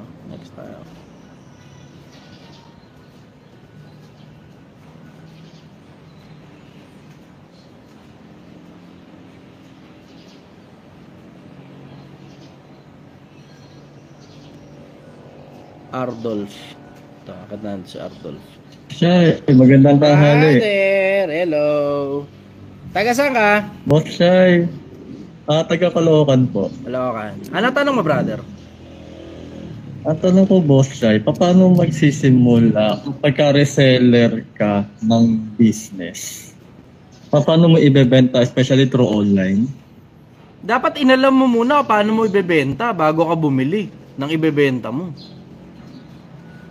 Baliktad, inuna mo yata yung pagbili bago yung paano malaman paano ibenta. Dapat alamin mo muna paano ibenta bago ka bumili ng kahit na anong ibebenta mo, brother. So tanong mo, magkakaproblema ka dyan. Ngayon, pahirapan mo tuloy sarili mo, i-figure out kung paano mo ibebenta yan. Baliktad, brother. Baliktad. Dapat inuna mo munang alamin. Actually, okay, so may item dito. Okay, good, ayos. O, ano nga yan? Mura yung item. Okay, good. Ano gusto natin gawin? Gusto nating ibenta. Okay, paano ba ibenta yung putang inang yan? Sana una muna yun. Bago ka naglabas ng pera, bago mo kinuha tong putang inan to, ngayon nasa iyo na tuloy yung putang ina, hindi mo alam kung paano iputang ina. Hindi mo alam paano ibenta. Sana inuna mo muna kung paano alam mo paano ibenta. Ano ba yung pinapabenta sa iyo? Actually, Boss Shai, hindi ko pa nabibili yung inventory item. Gusto ko lang alamin muna. Okay, sige. Galing, good job ha. Fairness ha, may common sense ha, good job ha. Okay, ano yung ngayon yung ibebenta? Especially food packs. Kasi I know, ito yung isa sa mga basic needs ng tao. Isa sa mga ang trouble mo dyan, brother, yung konseptong saturated ng merkado tungkol sa food pack. So hahanap ka ngayon ng kumpanya na, yun ang suggestion ko. Yan, mabilis yan, fast moving. Hanap ka ng kumpanya kung saan mo pwedeng ibagsak lahat yung mga yan tapos bibilin na kagad sa'yo diretso. Fast moving yun. Kung wala kang makikitang ganun, pwede kang pumunta sa pilahan ng jeep, sa pilahan ng tricycle. Kung agahan yan, mabilis maubos yan. Kung agahan yan, kung sa pilahan ka. Sa mga highway na medyo malawak yung highway, hindi masyadong makipot, parang pwedeng pumarada ang mga motor sa gilid. Magtatayo ka lang ng lamesa ron. Nakikita ko yan dito sa C6 eh. Ewan ko kung meron sa inyong dumadaan sa C6. Pero nakikita ko yan, pag dumadaan ako rito sa C6, may mga, ang dami nila, tangina nga, puro, set up lang sila ng mga lamesa ron mula parang alas 4 yata na madaling araw, hanggang alas 7 o alas 8 ng umaga. Sold out na kagad sila, 4 na oras lang. Puro agahan lang binibenta nila. Ang dami nila, as in, lamesa, ang dami, isang mahaba. Nakikita ko yan dito sa C6 eh. Kung magagawa mo yung ganun, lagay mo sa mga pilahan. Pilahan ng jeep, pilahan ng tricycle, agahan yan kung agahan, o tanghalian kung tanghalian.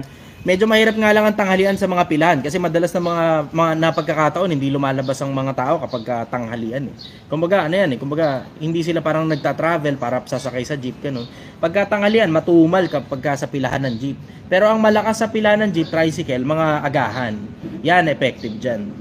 Kapag kahapon naman yung mga tusok-tusok. Depende na lang kung ano ibebenta mo, hindi ko alam kung ano laman ng food pack mo eh.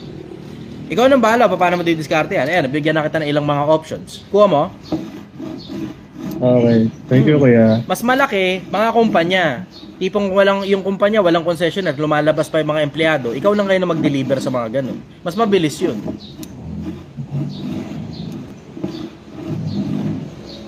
Okay na? Follow-up question, brother. Yun lang po, Kuya Chay. Salamat po sa insights mo. Okay, sige. Thank you very much, brother. Okay, next na tayo.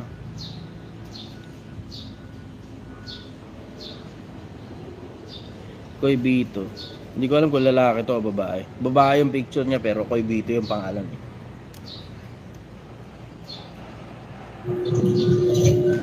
Brother!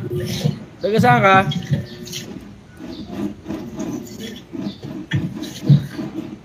Koy Bito, hello. Taga saan ka?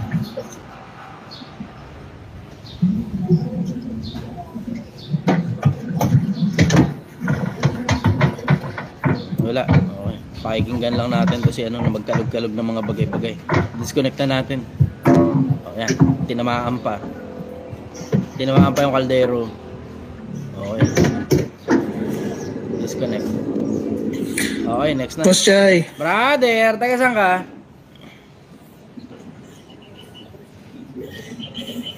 Cavite po. Cavite. Okay. Ano tanong mo, brother?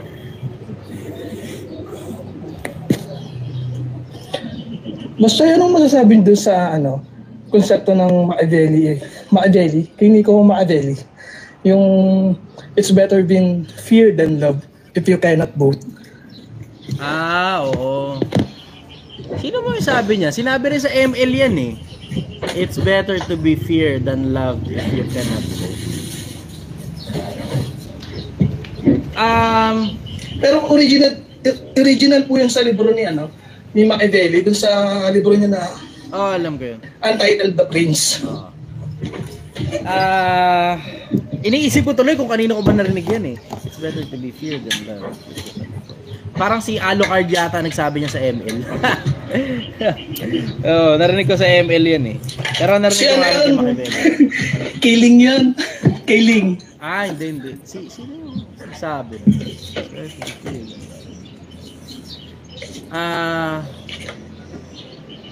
Tangina, hindi ko maalala kung sino sabi nun. Anyways, diretso. Si Silong. Silong. Silong pala.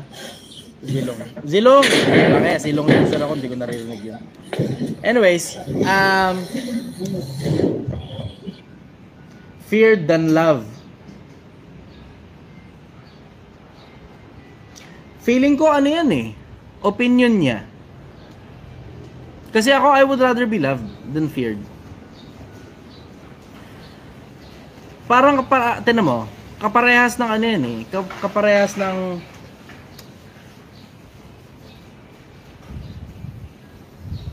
Napaisip mo ako dun ah. Napaisip mo ako ron. In fairness ah, napaisip mo ako ron. personal, natikman ko na kasi yung pakiramdam na kinatatakutan ako ng mga tao eh. Natikman ko na yung pakiramdam ng kinatatakutan ako ng mga tao. May respeto sa yung tao kasi yung respect, it anchors on fear. Pero at the same time, ilag sa'yo ang mga tao. Versus yung mahal ka ng mga tao na may respeto din sa'yo ang mga tao, na yung anchoring ng respeto nila nanggagaling sa pagmamahal rather than nanggagaling sa takot. Mas gusto ko yun. Mas gusto ko yun. Kaya tanong mo, pansinin ninyo, nagbago ako branding. Dati branding ko sobrang seryoso eh. Ngayon nakikita nyo na ako tumatawa-tawa every now and then. So sa mga matagal lang naka-follow sa akin, alam niyo branding ko dati kinatatakutan talaga. Yan ang lumang branding ko. Ngayon kahit pa paano medyo tawa-tawa na eh. Kasi na-realize ko rin at the same time na okay sige, nire-respeto ka ng mga tao, kinatatakutan ka ng mga tao. Pero it doesn't necessarily follow that people love you as well. Diba? They may be drawn closer to you because of your wisdom, pero it doesn't necessarily follow that they love you. They may probably have a few benefits here and there. Nakakuha lang sila ng pointers sa'yo. Pero dahil sa takot, hindi nila makross yung boundary na mahal ka nila. Kasi ang nakocross lang nila na boundary, yung boundary lang na hindi, makikinabang lang tayo sa gusto nitong tao na to na mapakinabangan natin sa kanya kasi nakakatakot siya. Alam ko yung ganun pakiramdam eh. Kasi sometime in the past, alam mo may mga tao talaga natatakot sa akin eh. Kahit ako minsan natatakot din ako sa sarili ko eh. When I am inside my head, it gets very dark in there.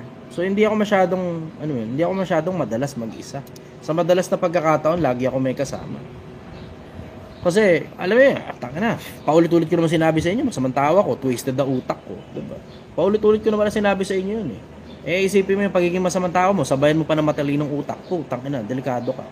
Diba? Ultimate warrior yung ganong klase ng mga tao eh. Walang anak, walang asawa, walang mga kadugo na tinuturing na kapamilya. Nakakatakot yung mga ganyang klase ng tao eh. I know.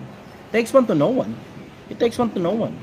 Yun din yung sinasabi ni Jordan Peterson na for you to be a kind person, you have to know how to deploy a certain level of atrocity, and you have to control that atrocity inside of you for kindness to happen.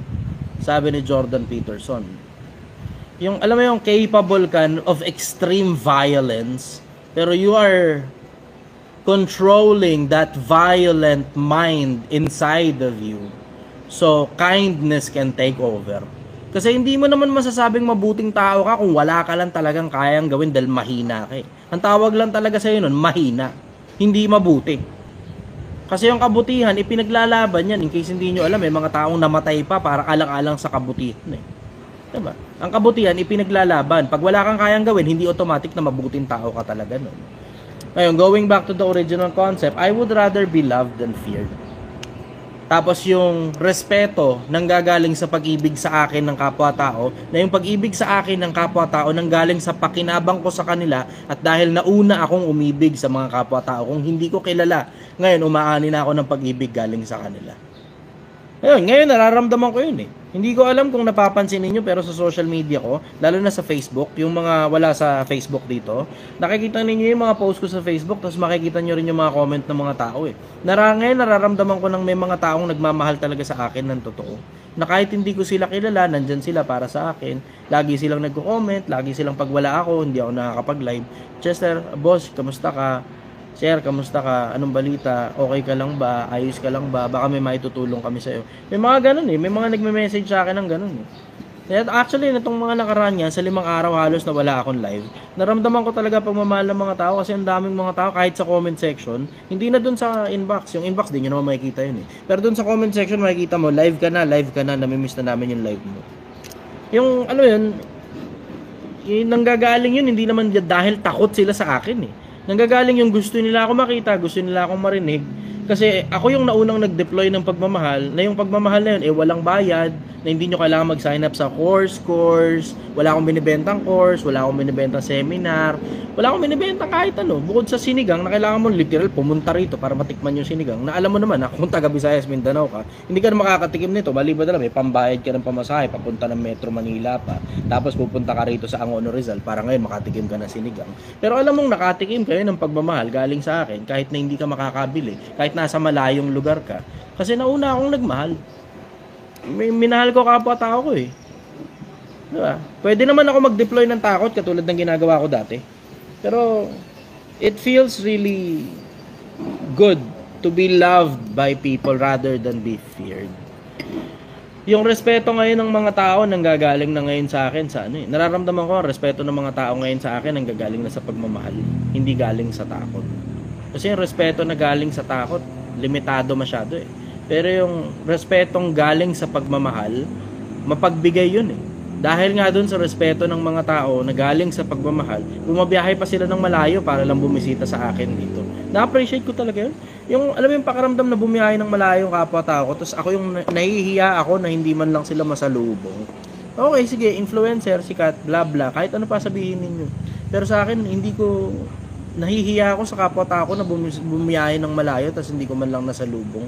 Hindi man lang nila ako nakita samantalang ako yung pinunta nila dito. Nahihiya ako sa ganun. So, alam mo yun, pwede naman akong parang umarting nakakatakot, intimidating. Diba? Pero as much as possible, nahirapan nga ako mag-transition ngayon eh. Kasi sa mahabang panahon, in case hindi nyo alam, tangina eh. May mga tao talaga, tatakot talaga sa akin eh. Tas, alam mo yun, demeanor ko kasi, tapos facial feature ko pa, nakakatakot, wala sa hulog. Diba? Wala akong magagawa dyan eh, yan na talaga ako eh. Pinipilit ko i-adjust, pero tangina, ang hirap pala maging jolly person pag hindi talaga yun yung personality mo. Alam mo yung pinipilit ko, ibaba yung sarili ko dun sa level na, ano yung feeling mo, pantay tayo. Pero may mga tao, tangina, yun nga yung sabi ko sa inyo, pagka pupunta kayo rito, bibisita kayo dito, ilistan nyo na yung mga tanong ninyo, kasi pag nakita nyo ako personal, tangina, malilimutan nyo yung tanong na yan, maniwala kayo sa akin. Malilimutan nyo yung mga tanong nyo sa akin kapag nakita nyo ako personal, intimidating ako. And I try my best not to. Pinipilit kong maging hindi ganun ka nakakatakot, hindi masyadong intimidating. Pero, tangina, embedded na sa akin eh, kasi pag mag-isa ka lang sa buhay, alam mo yung lahat, pakiramdam mo, lahat ng tao tatarantaduhin ka. Ganun yung pakiramdam. Yun ang dahilan kung bakit mataas masyado guard ko. Tapos yun na mismo yung default ko, being a human being. Ang default ko talaga sa pagiging tao, yung konsepto na, alam mo yun, ang gusto ko mabuhay ng payapa, mabuhay ng walang inaagrabyado, pero ayoko rin ng inaagrabyado ako. So ngayon, masyadong mataas ang guard ko. Pinipilit kong ibaba, pero ngayon na pull off ko naman na eh. Although mahirap, pero nakaka-transition na ako ngayon from being feared to being loved. Ngayon nakaka-transition na ako. Nararamdaman ko na sa sarili ko na meron pala akong ganun sa loob ko na kapwa-tao, tulungan kita. Ganun. Kaysa tatakutin ko kapwa-tao ko. Diba? Yun ang masasabi ko tungkol dun. Ako palagay ko personal experience sa pinagbabase ni Makabeli dun. At saka ni Zilong. Kasi ang sabi rin naman ni Zilong happiness comes from within, not from others. Yan sasabi ko rin, brother. Follow-up question.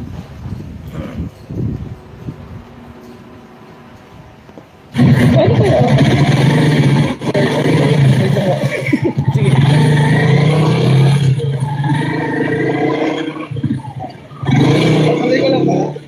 Sige na, brother. Walang iya ka. Nasa biyahe ka pala, leche ka. Mamaya madisgrasya ka dyan.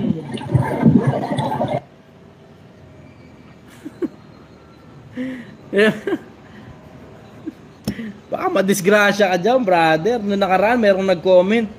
Boss, sumemplang ako pero nanonood pa rin ako sa'yo. Tumabi muna. Hindi, kanina po kasi nung nagtanong ako, paalis pa lang po ako ng bahay. Hindi ko na sinayang opportunity na makapagtanong ulit sa inyo. Okay, sige. Follow-up question. Ano po kaya yung ganito po kasi? Sa circle of friends ko namin kasi. sinasabi nila na okay lang naman daw po mag-asawa ng mag-asawa na wala pang solid foundation basta magtutulungan daw ng partner mo. Ang para sa akin kasi, tinatanong yung nasa circle of friends ko po. Kaya sabi ko naman sa akin, ang iniisip ko, tinatanda ko yung mga tinuturo nyo na pagka wala ka pang solid foundation, wala kang karapatang mag-asawa, wala kang karapatang mag-anak. Nadali mo, brother. Kasi tignan mo, gaano karaming tao ang merong mindset na katulad ng mindset ng mga tropa mo. Eh dito lang tignan mo. Pakita ko sa'yo TikTok, akin muna sandali ang attention. Ilan sa inyo yung hindi ka pa handa na mag-asawa o yung jowa mo hindi pa handang mag-asawa dahil wala pa kayong pera o wala pang maupahang bahay, wala pang bla bla. Tapos nagsipag-asawa na kayo, tas ngayon ang pakiramdam mo, miserable ang buhay mo dahil either naghiwalay kayo o magkasama pa rin kayo pero nagbubunga nga anak kayo. Type yes kung kasama ka ron. Diretsahan lang.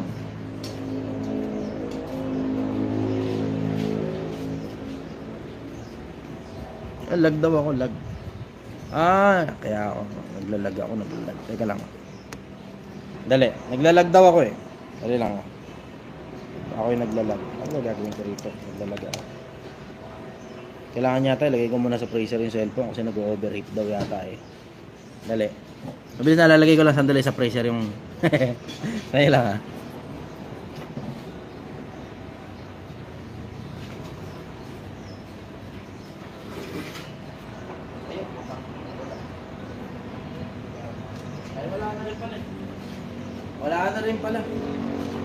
Wala na. Namatay na rin yung TikTok ko. Ano nangyari? Oh. Ayun, so yung aking TikTok lobat na rin. Nag-overheat na. Anyways, ako Pilipinas diretso. Huwag muna kayo mag-aasawa pag alam nyo hindi pa kaya. Bakit? Kasi gagawa lang kayo ng miserableng buhay eh. Mag-aasawa ka, mag-aanak ka. Tapos wala ka pang pangkain. Wala ka pang pambayad ng ilaw, pambayad ng tubig, renta, napkin ng babae, gatas ng anak, diaper. Huwag muna. Basta magtutulungan. Tangina, napakarami nang nadali ng ganyan. Akala nila ganun kadali yung sinasabing magtutulungan. Tangina, buti kung magtutulungan kayo. Paano kung magbungaan kayo? Diba? Ganun lang naman kasimple yun eh. Pag hindi mo pa kayang mag-asawa, tangina mo huwag mag-asawa. Pag alam mo hindi mo pa kayang mag-anak, huwag ka mag-anak. Tangina mo naman. Diba? Mas madali ang buhay ng single ka lang, diba? Sarili mo lang yung cargo mo, magutom ka, walang problema. Diba? Wala kang bubong nasisilungan, walang problema. Kaysa kukuha ka ng tangina, kuha kang babae, kuha kang lalaki, tapos pagkatapos ng sarap, punong-puno na responsibilidad, di nyo pala kaya. Diba? Tapos ngayon, tapon nyo na ngayon yung partner nyo. Worse yan, pati anak tapon na. Pilipinas, galingan mo sa buhay. We don't get to live in this life for very long. Huwag kang gumawa ng mga responsibilidad na alam mong hindi mo naman kayang panindigan dahil lang sa kakatihan mo, dahil lang sa sinabi ng tropa na putang ina, habang buhay mo na ngayong kakargo eh. Tapos yung tropa mong nag-advise sa'yo ng kaululan, kagaguhan, and nowhere to be found na, missing in action na kapag ka nahihirapan ka na. Pilipinas, galingan mo sa buhay. Ulitin ko, you only get to live once. Pagkamatay mo, tangina, game over na. Hindi natin alam kung may kabilang buhay o wala. Pero nandito ka na rin lang naman, buhay ka na rin lang naman, galingan mo na rito, Pilipinas. Magandang umaga sa inyo, o magandang hapon sa inyo, magandang tanghali sa inyo, magandang gabi sa inyo kung anong oras man maabutan kayo. Pilipinas, mahal na mahal kita. Good morning, everybody.